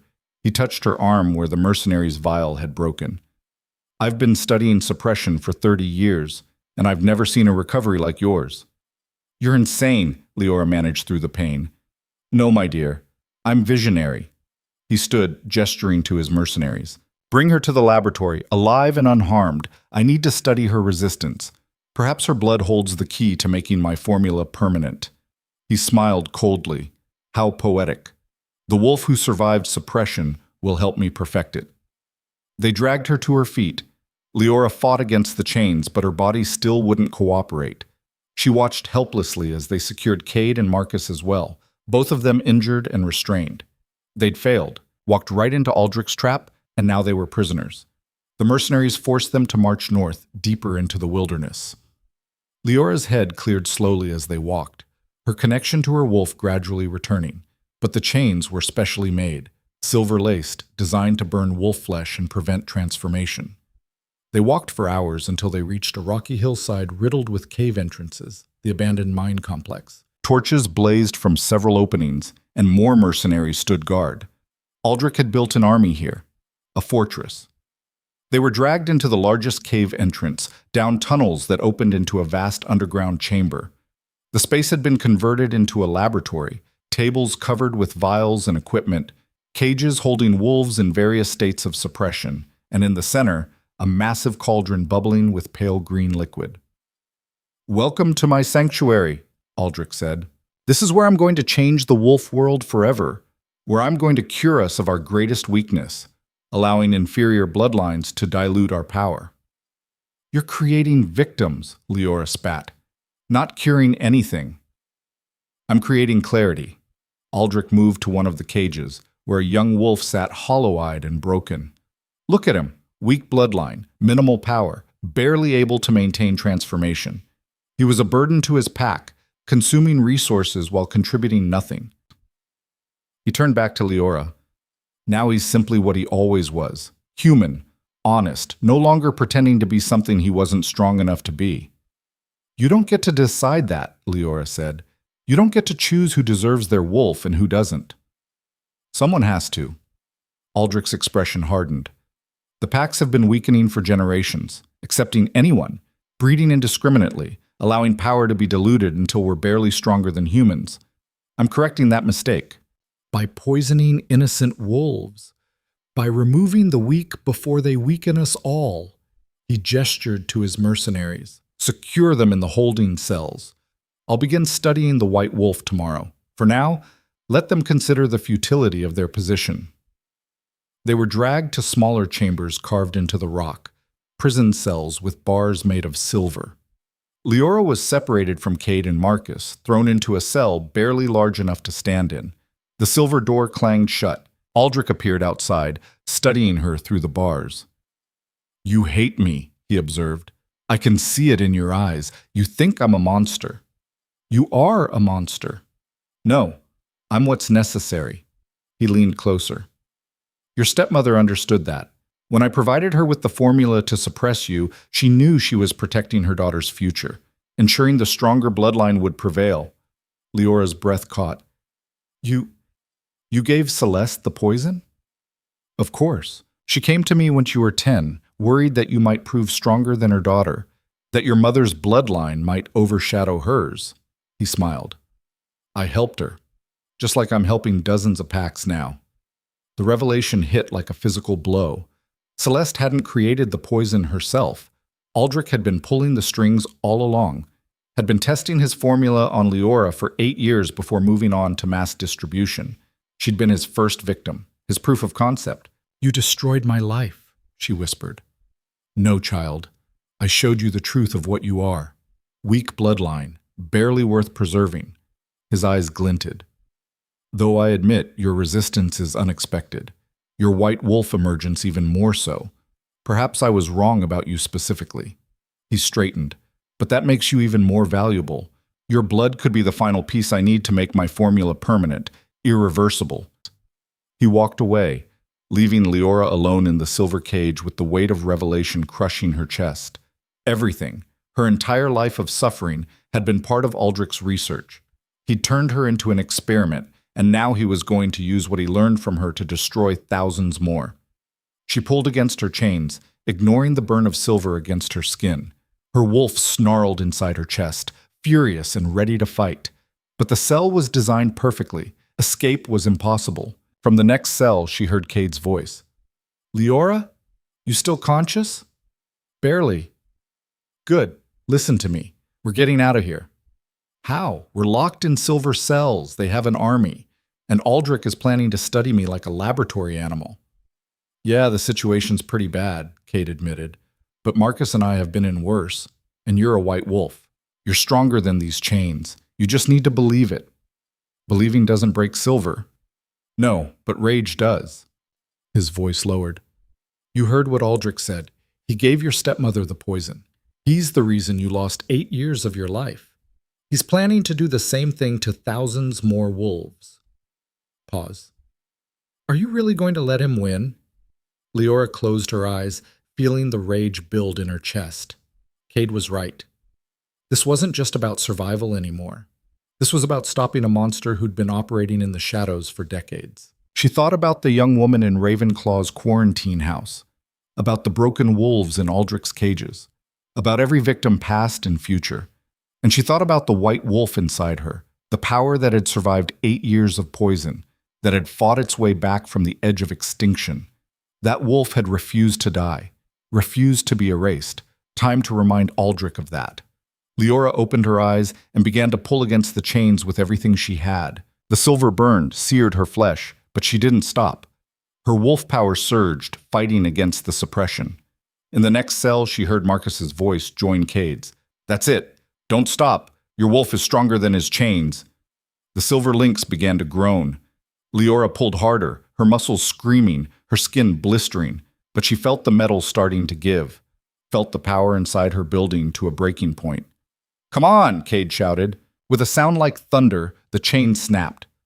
Liora stumbled forward, free but injured. Her wrists were raw and bleeding where the silver had burned through, but she was loose. She grabbed the cell bars and pulled. They were solid silver, designed to hold even alpha-class wolves. But she was White Wolf. She was stronger than they'd planned for. The bars bent. Slowly, agonizingly, they began to warp under her grip. "Impossible," a guard's voice came from down the corridor. "Alert Master Aldrich! The White Wolf is breaking free!" Liora didn't stop, couldn't stop. The bars screeched in protest as she forced them apart, creating a gap just wide enough to squeeze through. She emerged into the corridor as guards rushed toward her. 6 of them, weapons drawn, fear in their eyes. They should be afraid. Liora shifted. Her white wolf form erupted in the confined space, larger than before, fueled by rage and determination. She met the first guard's charge head-on, her jaws closing around his sword arm. Bones shattered. She released him and turned on the next. They tried to fight her, tried to bring her down with numbers and silver weapons, but Liora had spent 8 years being weak, being nothing, being empty. She was done with that. She tore through the guards like they were paper, her power unstoppable in the narrow corridor.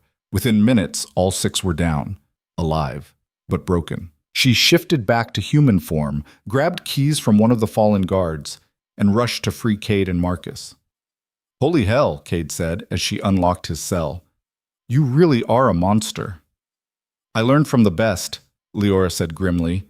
She freed Marcus next, then pointed down the corridor.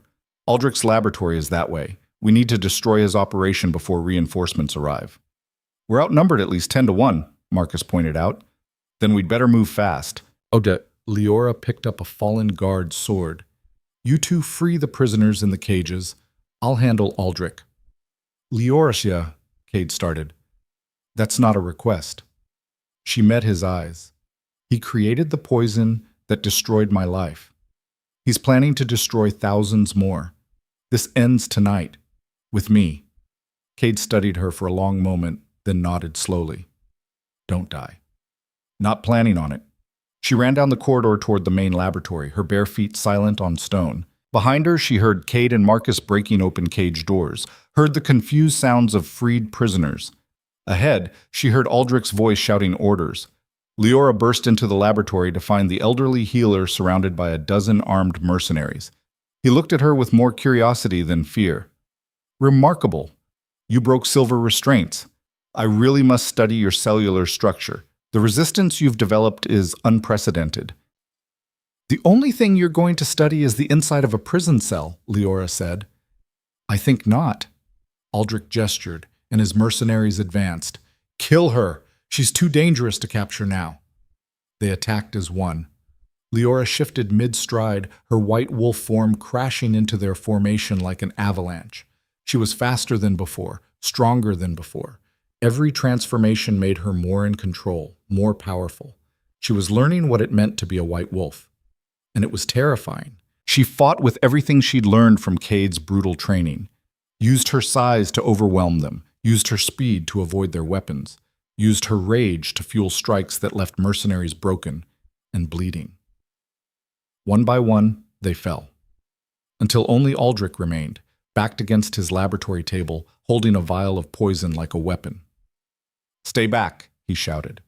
"This is concentrated enough to suppress even you. One splash and your wolf is gone forever." Liora shifted to human form, standing naked and blood-covered in the wreckage of his laboratory. "Do it then. See what happens." Aldrich's hand shook. "You're bluffing. You're terrified of losing your wolf again. I can see it in your eyes." "You're right. I am terrified." Liora took a step forward. but I'm more afraid of letting you continue, of letting you create more victims. So go ahead, try to suppress me. And when it doesn't work because my wolf is stronger than your poison now, I'll tear your throat out." She took another step. Aldrich threw the vial. The concentrated poison splashed across Leora's chest, burning like acid. She gasped, felt it trying to reach her wolf, trying to smother the power, and watched as her body burned it away. The poison smoked on her skin, neutralized before it could penetrate. Her wolf's resistance had evolved beyond anything Aldrich could have predicted. His face went white. "Impossible! The concentration should have—" Liora shifted one final time and lunged. Aldrich screamed as her jaws closed around his arm, not killing him, just holding him, capturing him like the specimen he'd tried to make her. Cade and Marcus burst into the laboratory with a dozen freed prisoners behind them. They stopped at the site. Liora in wolf form, holding the legendary healer at her mercy, surrounded by unconscious mercenaries. "Well," Marcus said finally, "I guess she didn't need our help after all." Liora released Aldrich and shifted back. The elderly healer collapsed, clutching his injured arm, staring at her with shock and grudging respect. "You've won," he said quietly, "but you realize what this means. You've just proven my theory. Strong bloodlines survive. Weak ones fall. You survived because you were strong enough to adapt, to evolve." He laughed bitterly. "You're the perfect example of what I was trying to achieve." "No," Liora said. "I survived because I refused to let you or anyone else decide my worth. Because I fought back even when I had no power. Because I was stubborn and angry and desperate." She knelt beside him. "Strength isn't about bloodlines. It's about choice. And every wolf you poisoned deserved the chance to make that choice themselves." She turned to Cade. "Secure him. We're bringing him back to Shadowkeep for trial." Over the next hour, they rounded up the remaining mercenaries, freed all the prisoners, and destroyed Aldrich's laboratory, including the massive cauldron of poison that would have destroyed entire territories. Liora stood in the ruins and felt something shift inside her. She'd come here as an investigator, barely trained, still figuring out what being a white wolf meant. She was leaving as something else entirely, a hunter who'd caught her prey, a warrior who'd proven herself in battle, a force that even legends feared. As dawn broke over the mine complex, Cade approached her. "The Alpha King needs to hear about this immediately. We'll send riders ahead, but—" He paused. "You should know that when we get back, everything changes. You just brought down the wolf who's been terrorizing territories for decades. Proved that suppression poison can be overcome. Saved thousands of potential victims. So? So you're not going to be the unknown white wolf anymore. You're going to be famous, celebrated." He smiled slightly. Or feared, depending on who's telling the story. Liora looked at the freed prisoners, wolves who were already regaining their strength, their hope. Looked at Aldrich in chains, the monster who'd destroyed so many lives finally captured. "I don't care about being famous," she said. "I care about making sure this never happens again. That no other wolf has to spend 8 years feeling empty because someone decided they weren't worth their power." "Then you're going to need authority to make those changes. Resources. Support." Cade's expression grew serious. "The Alpha King doesn't hand out that kind of power lightly. Whatever debt he calls in, it's going to be big." "I know." Liora touched the scars on her wrists where the silver chains had burned. "But I'll pay it. Whatever it takes." They began the journey back to Shadowkeep, a caravan of freed prisoners, captured criminals, and 3 investigators who'd accomplished the impossible. And in the center of it all, a white wolf who'd finally discovered what she was meant to be. Not a victim, not even a survivor. A protector, a warrior, a force that would reshape the wolf world whether it was ready or not. The girl they'd tried to erase had become someone impossible to ignore, and she was just getting started. The journey back to Shadowkeep took 6 days instead of the usual 4. They moved slowly, carefully, protecting the freed prisoners who were still weak from suppression, guarding Aldrich and his captured mercenaries who rode in chains. Word of their success spread ahead of them like wildfire, runners carrying news from territory to territory, each pack sending representatives to see the legendary healer brought to justice. By the time they reached the capital's gates, thousands had gathered. Liora rode at the front of the caravan beside Cade and Marcus, her white wolf form visible to everyone who'd come to witness. She'd stayed transformed for most of the journey, unwilling to show vulnerability even as exhaustion dragged at her bones. The freed prisoners needed to see strength, needed to believe recovery was possible. The crowd parted as they entered Shadowkeep, wolves lining the streets in absolute silence. Liora caught fragments of whispered words as they passed. White Wolf who brought him down. Survived suppression twice.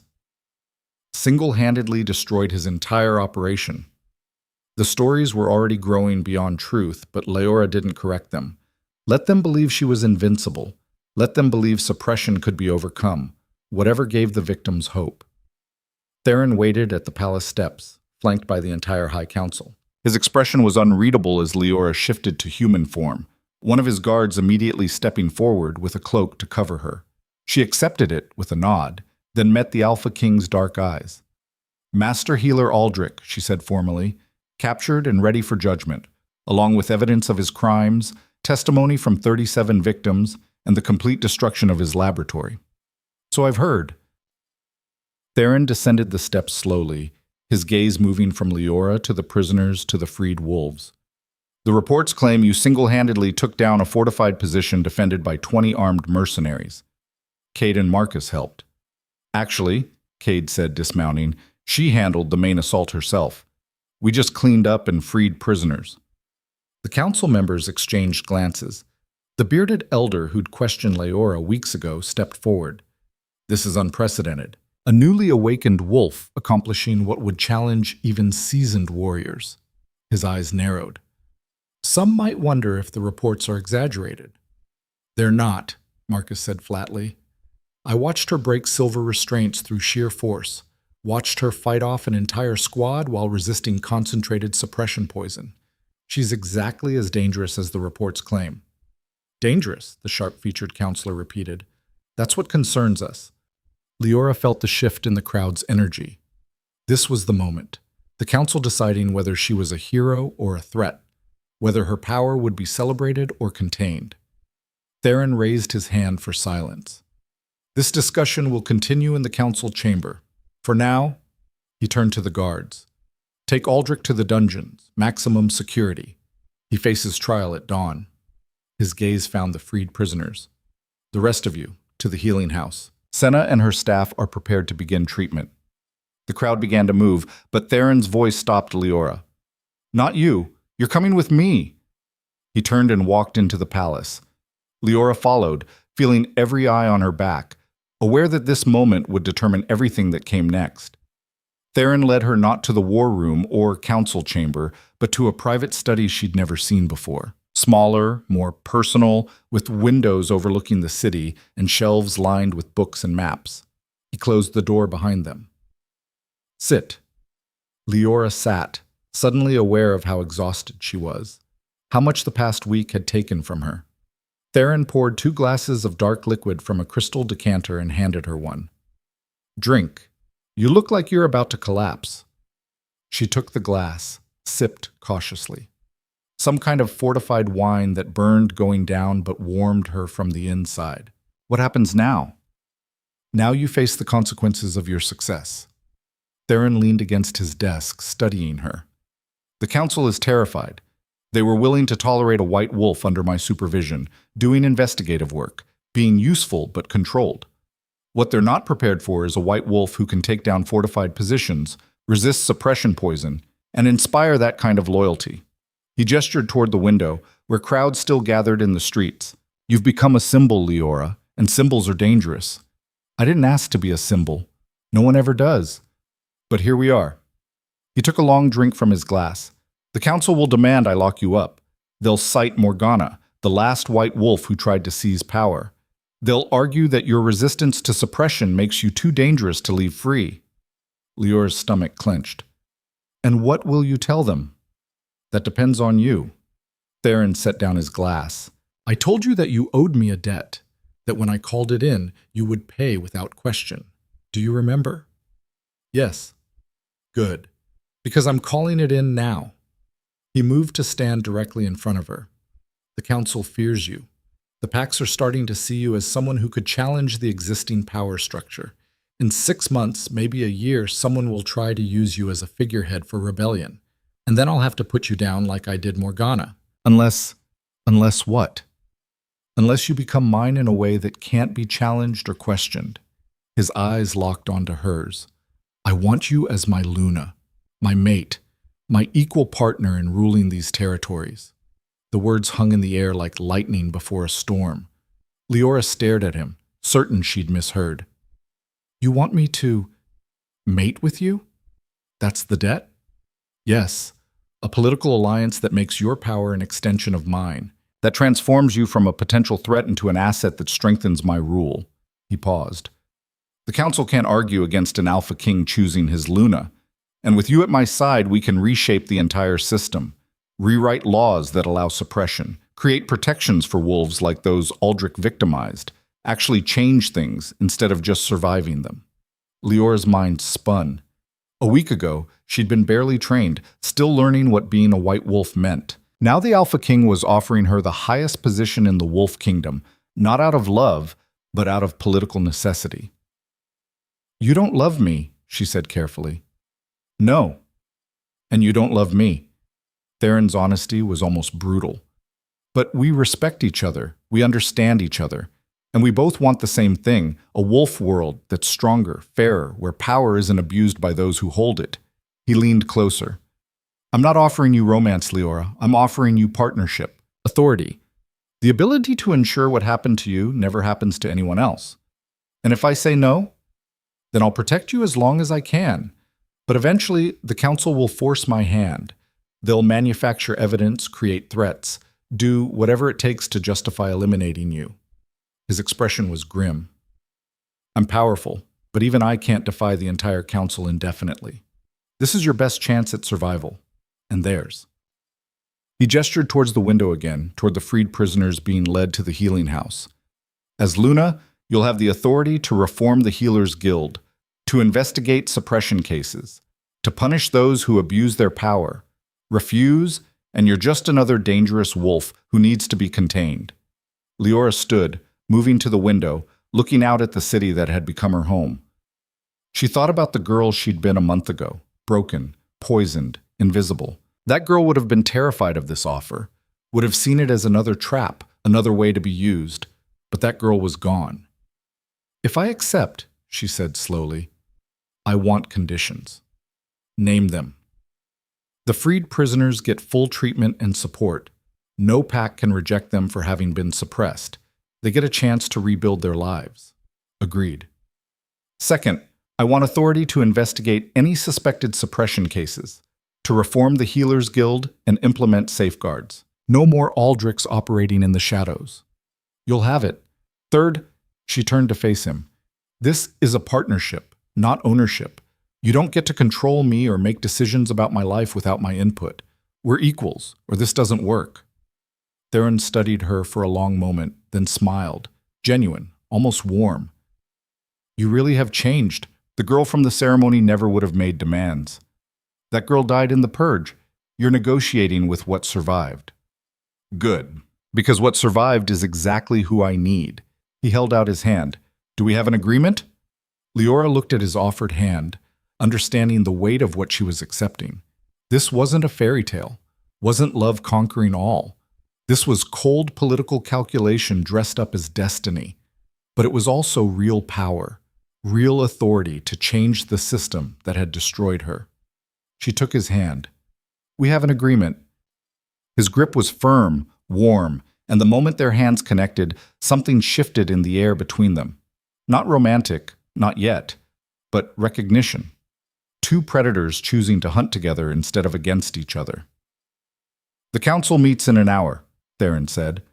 I'll announce our bonding there. They won't like it, but they can't refuse it. By tomorrow, you'll be Luna of all the northern territories. He released her hand. Think you're ready for that? No, Liora admitted. But I wasn't ready to be a white wolf either. Didn't stop me. He laughed. Fair point. Get cleaned up. Find something appropriate to wear. When you walk into that council chamber, you need to look like a Luna, not a warrior who's been living rough for a week. Can I be both? With you, I suspect there's no choice. He moved toward the door, then paused. Liora, thank you. for saying yes, for understanding what this is and choosing it anyway. Thank you for giving me a choice at all. He left, and Liora sank into the chair, her hands shaking now that she was alone. She'd just agreed to mate with the Alpha King, to become Luna, to take on responsibility for thousands of wolves she barely knew. She should be terrified. Instead, she felt focused, clear, like every piece of her shattered life had finally fallen into a pattern she could use. A servant appeared at the door, the same kind-eyed woman who'd escorted her to the council weeks ago. "My lady, I've been sent to help you prepare. If you'll follow me?" Liora followed her through the palace to chambers far grander than the ones she'd been occupying. The Luna's suite, apparently kept ready for whenever Theron chose a mate. The servant led her to a bathing room where hot water already steamed in an enormous marble tub. "Take your time, my lady. I'll prepare your clothes." Liora sank into the water and let the heat ease muscles that had been screaming for days. She closed her eyes and thought about everything that had brought her here. Celeste's poison, the ceremony, the purge, the awakening, Aldrich's capture. And now this, a political mating that would reshape her entire existence. She should feel manipulated, used, like she'd traded one form of control for another, but she didn't, because this time she'd chosen. She'd negotiated. She'd made demands and had them accepted. This time she was walking into the cage with the key in her hand. She emerged from the bath to find the servant had laid out a gown. Deep midnight blue silk embroidered with silver thread that caught the light like stars. Luna colors. A crown of silver and moonstones rested on a velvet cushion beside it. "The Alpha King's mother wore this at her bonding ceremony," the servant said quietly. "He wanted you to have it." Liora touched the fabric, feeling the history in it, the weight of expectation, the mantle of power she was about to assume. She put it on. The gown fit perfectly, as if it had been waiting for her specifically. The crown settled on her head with surprising lightness. She studied herself in the mirror and barely recognized what she saw. Not the empty girl from Greyfang, not even the white wolf who'd destroyed Aldrich's operation. Someone new. Someone who could stand beside an Alpha King and not flinch. "You look like a Luna, my lady," the servant said with genuine warmth. "I look terrified," Liora corrected. "That too. But sometimes the best leaders are the ones who are afraid and lead anyway." A knock at the door. Theron entered, now wearing formal ceremonial clothes, black leather and silver chains, a crown of dark metal on his head. He stopped when he saw her. "I chose well," he said finally. "You haven't even seen me rule yet. I saw you face down Aldrich, survive suppression twice, negotiate terms with an Alpha King." He offered his arm. "You'll do fine." She took his arm, and together they walked through the palace toward the council chamber. Wolves lined the corridors, bowing as they passed. Word had already spread somehow, whispers of the announcement to come. The council chamber doors opened, every head turned as they entered.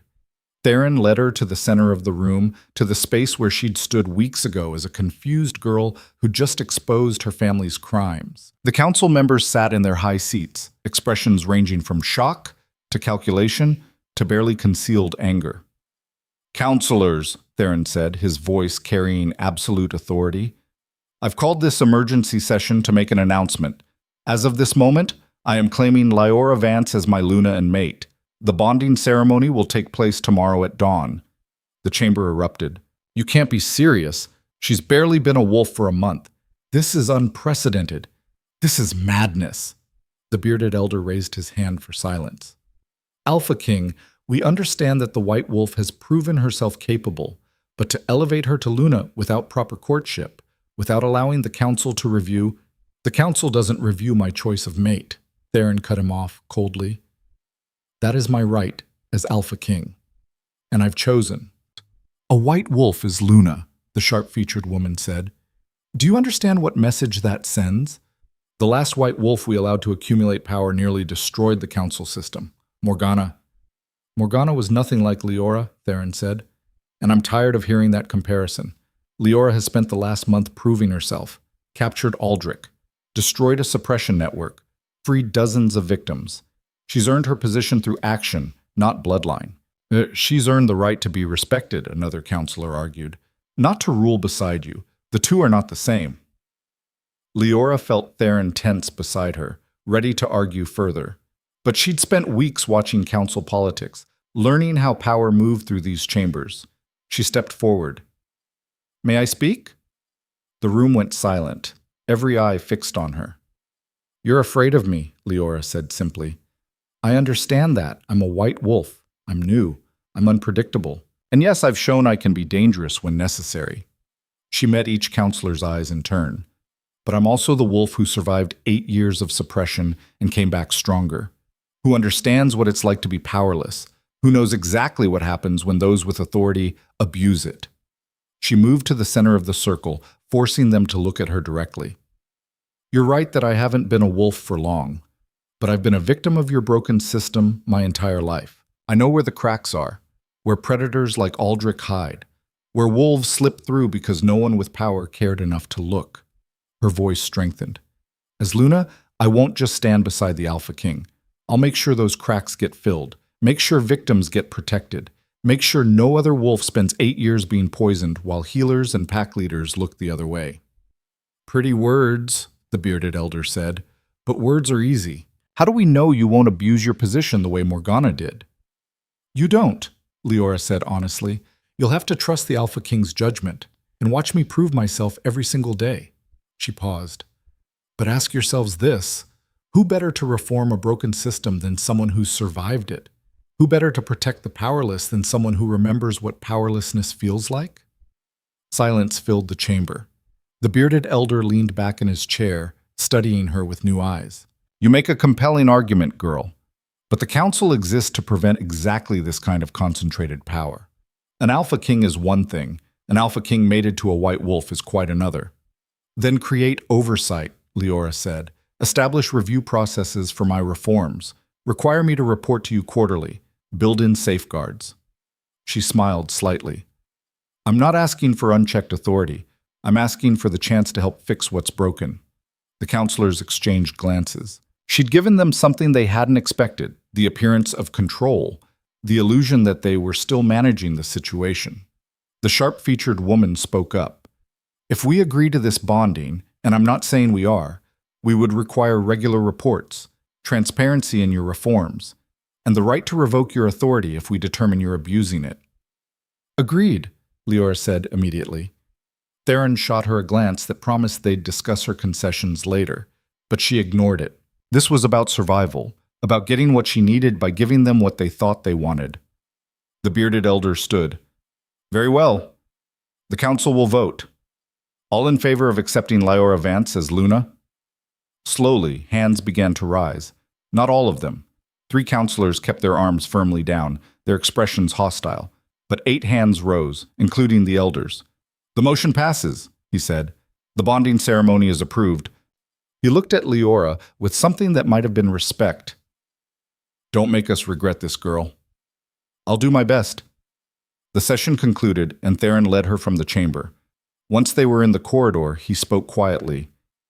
"You gave up authority we didn't have to concede.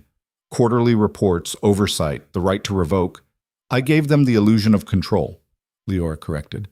"They'll feel better thinking they're managing me. And when I actually succeed at reforms, they'll take partial credit. Everyone wins." Theron stared at her, then laughed. "You're going to be terrifying as Luna." "That's the idea." They walked through the palace to the balcony overlooking the main courtyard. Below, thousands of wolves had gathered. Word of the bonding had spread through the city like lightning. Theron stepped forward, raising his hand for silence. "People of Shadowkeep, tomorrow at dawn, I will bond with Liora Vance, your new Luna, the white wolf who brought down Aldrich, who survived suppression, who fights for those without power." His voice carried across the courtyard. "A new era begins, one where strength isn't measured only in bloodline, where victims become protectors, where the broken become unbreakable." The crowd erupted in cheers. Not universal. Liora could see skeptical faces, angry faces, fearful faces. But enough. Enough wolves who saw hope in her story, who wanted to believe the system could change. She stepped forward to stand beside Theron, and the cheers grew louder. "Wave," he said quietly. "They want to see their Luna." Liora raised her hand and the crowd roared. She looked out at thousands of faces, all looking to her for something. Hope, protection, change. She'd asked for this. negotiated for this, chosen this path. Now she had to live up to it. The bonding ceremony took place the next morning as promised. Dawnlight streamed through the ancient temple windows as Theron and Liora stood before the high priest, surrounded by the council, by pack alphas from across the territories, by freed prisoners who'd been strong enough to attend. The ceremony was beautiful and formal and felt surreal. Liora spoke vows written centuries ago, promising loyalty and partnership. Theron did the same, his dark eyes never leaving hers. When the priest blessed their union and declared them bonded, Theron kissed her. It was performative, political, but underneath, Liora felt something real, a connection forming. Not love, not yet, but recognition, partnership. Two damaged wolves choosing to be stronger together than apart. The crowd celebrated. Music played. Food was served. Liora moved through it all in a daze, accepting congratulations from wolves she'd never met, making promises she wasn't sure she could keep. Later, when the celebrations finally quieted, she found herself alone on the palace ramparts, staring out at the city that was now partly hers to protect. "Heavy as the crown?" Senna's voice came from behind her. Liora turned to find the healer approaching, a knowing smile on her face. "Something like that. For what it's worth, I think you made the right choice." Senna joined her at the wall. "Theron is smart enough to use your power wisely, and you're stubborn enough to keep him honest." "I hope so." Liora touched the crown on her head, lighter than it looked, but the weight she felt had nothing to do with metal. "Did you finish treating the prisoners we brought back?" "Most of them. The purge is working, though it's brutal, but they're surviving because you showed them it was possible." Senna's expression grew serious. "Aldrich's trial is tomorrow. They're expecting you to attend, to testify." "I'll be there." "And after? What's your first act as Luna?" Liora had been thinking about that question since accepting Theron's offer. She had so many ideas, reforms, safeguards, changes that could prevent future Aldrichs. But one thing kept rising to the top. "I want to create a sanctuary, a place where suppressed wolves can go for treatment and protection, where they're not hidden away like shameful secrets, but supported as victims who deserve healing." She looked at Senna. "Would you help me design it?" The healer's eyes widened. "A sanctuary? That would require resources, staff, council approval." "I'm Luna now. I'll get the resources. The council already agreed to let me implement reforms." Liora's voice grew stronger. "No more wolves suffering alone because their packs are ashamed. No more victims like me spending years wondering if they're really just broken. We're going to change how suppression is treated, starting now." Senna smiled, genuine and warm. "Yes, I'll help. It would be an honor." They stood together in silence, watching the sun fully rise over Shadowkeep. Liora thought about how much had changed in a month, how far she'd come from the girl who'd drunk poison every morning without knowing. That girl had been erased, destroyed in the purge and the pain and the transformation. But what had emerged was so much stronger. Aldrich's trial took place in the same council chamber where Liora had been questioned. But now she sat in the Luna's chair beside Theron's throne, wearing her crown, watching as the monster who'd destroyed her childhood was paraded before the assembly in chains. He looked smaller than she remembered, older, broken.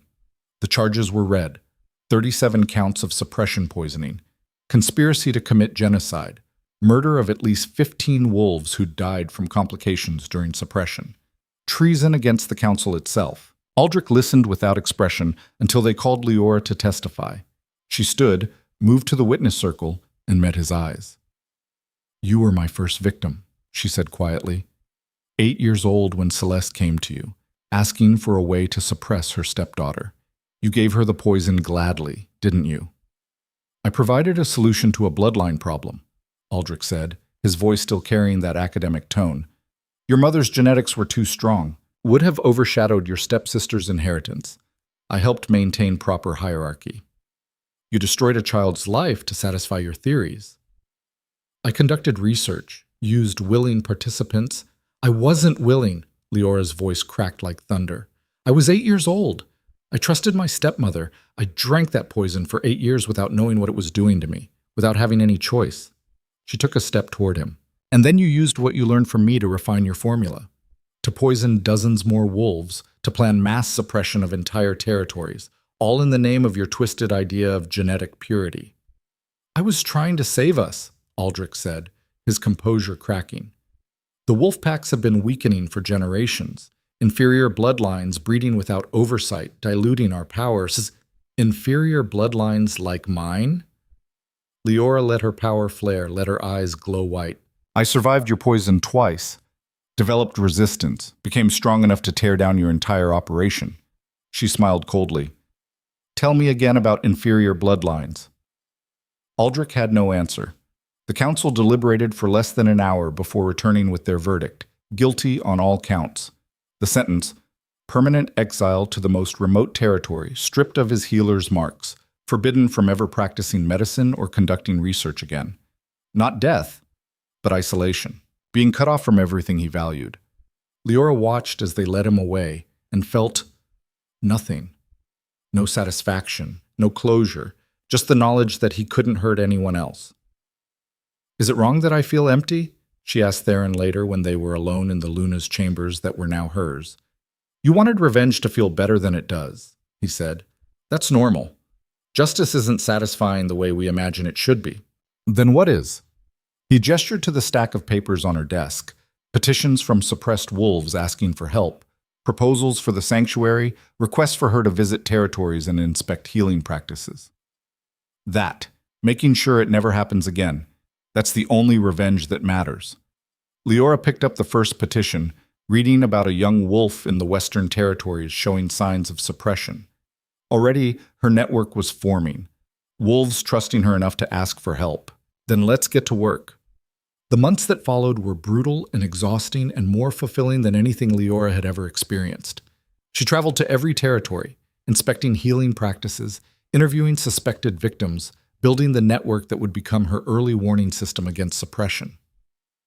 The sanctuary opened 3 months after the bonding, a beautiful complex near Shadowkeep where suppressed wolves could receive treatment in safety and dignity. Senna ran it with fierce dedication, and within weeks, it was full. Liora rewrote Healing Guild regulations, created oversight boards, implemented safeguards that made it nearly impossible for another Aldrich to operate in secret. The council fought her on some points, supported her on others, but slowly, grudgingly, the system began to change. And through it all, her relationship with Theron evolved. They worked side by side, debating policy, arguing strategy, slowly learning to trust each other beyond the political alliance that had brought them together. 6 months after the bonding, Liora stood in the sanctuary's main hall, watching freed wolves celebrate their first successful transformations after treatment. Their joy was pure and overwhelming, and she felt tears streaming down her face without shame. Theron found her there, joining her at the window overlooking the celebration. You did this, he said quietly. We did this. No, this was you, your vision, your stubborn refusal to let the system stay broken. He touched her shoulder gently. I'm proud of you, Luna. She turned to face him and realized with sudden clarity that what she felt for him had shifted, grown beyond partnership into something warmer, something that might actually be love, given time. Thank you, she said, for giving me the chance to make a difference, for seeing what I could be when I couldn't see it myself. You always had it in you. You just needed someone to get out of your way and let you shine, he smiled. Though I'll admit, you shine a lot brighter than I expected. Sometimes I wonder if I should be worried. Probably, Liora agreed. I'm just getting started. She looked back at the celebration, at wolves who'd been broken finding their strength again, and thought about the girl she'd been a year ago. The one who'd walked into a ceremony wearing a dead mother's dress and a desperate plan. That girl had been terrified of being erased, of becoming nothing. Instead, she'd become everything. Luna, reformer, protector. The white wolf who'd survived suppression and turned her pain into power that reshaped the wolf world. And she wasn't done yet. News arrived a week later that changed everything one final time. A messenger burst into the war room where Liora and Theron were reviewing territory reports. My lord, my lady, news from the western borderlands. A pack has reported suspected suppression cases. But this time, the messenger swallowed hard. They say it's different. The wolves aren't being suppressed. They're being transformed against their will, forced to shift without control. Liora and Theron exchanged glances. A new threat. a new challenge. "Prepare a team," Liora said immediately. "I'll lead the investigation." "We'll lead it," Theron corrected. "Together." She smiled. Together. As they gathered their supplies and assembled their team, Liora caught her reflection in a polished shield hanging on the war room wall. She barely recognized herself anymore. Stronger, harder, crowned, and dangerous. The girl they'd tried to erase had become the Luna who rewrote destiny. And whatever came next, she was ready. The White Wolf of Shadowkeep stood with her mate beside her sanctuary behind her, and her mission ahead of her. The frontier had tried to break her, had poisoned her, hidden her, dismissed her. But Liora Vance had survived, had conquered, had transformed from victim to protector, and she was just getting started. The frontier territory stretched out before her, full of wolves who needed protection, systems that needed reform, and challenges that would test everything she'd become. She'd face them all, and she'd win, because she knew what it meant to lose everything and fight your way back, because she remembered what it felt like to be empty, and would never let another wolf feel that way if she could prevent it. The girl they'd tried to erase had become impossible to ignore, and the entire wolf world would be better for it.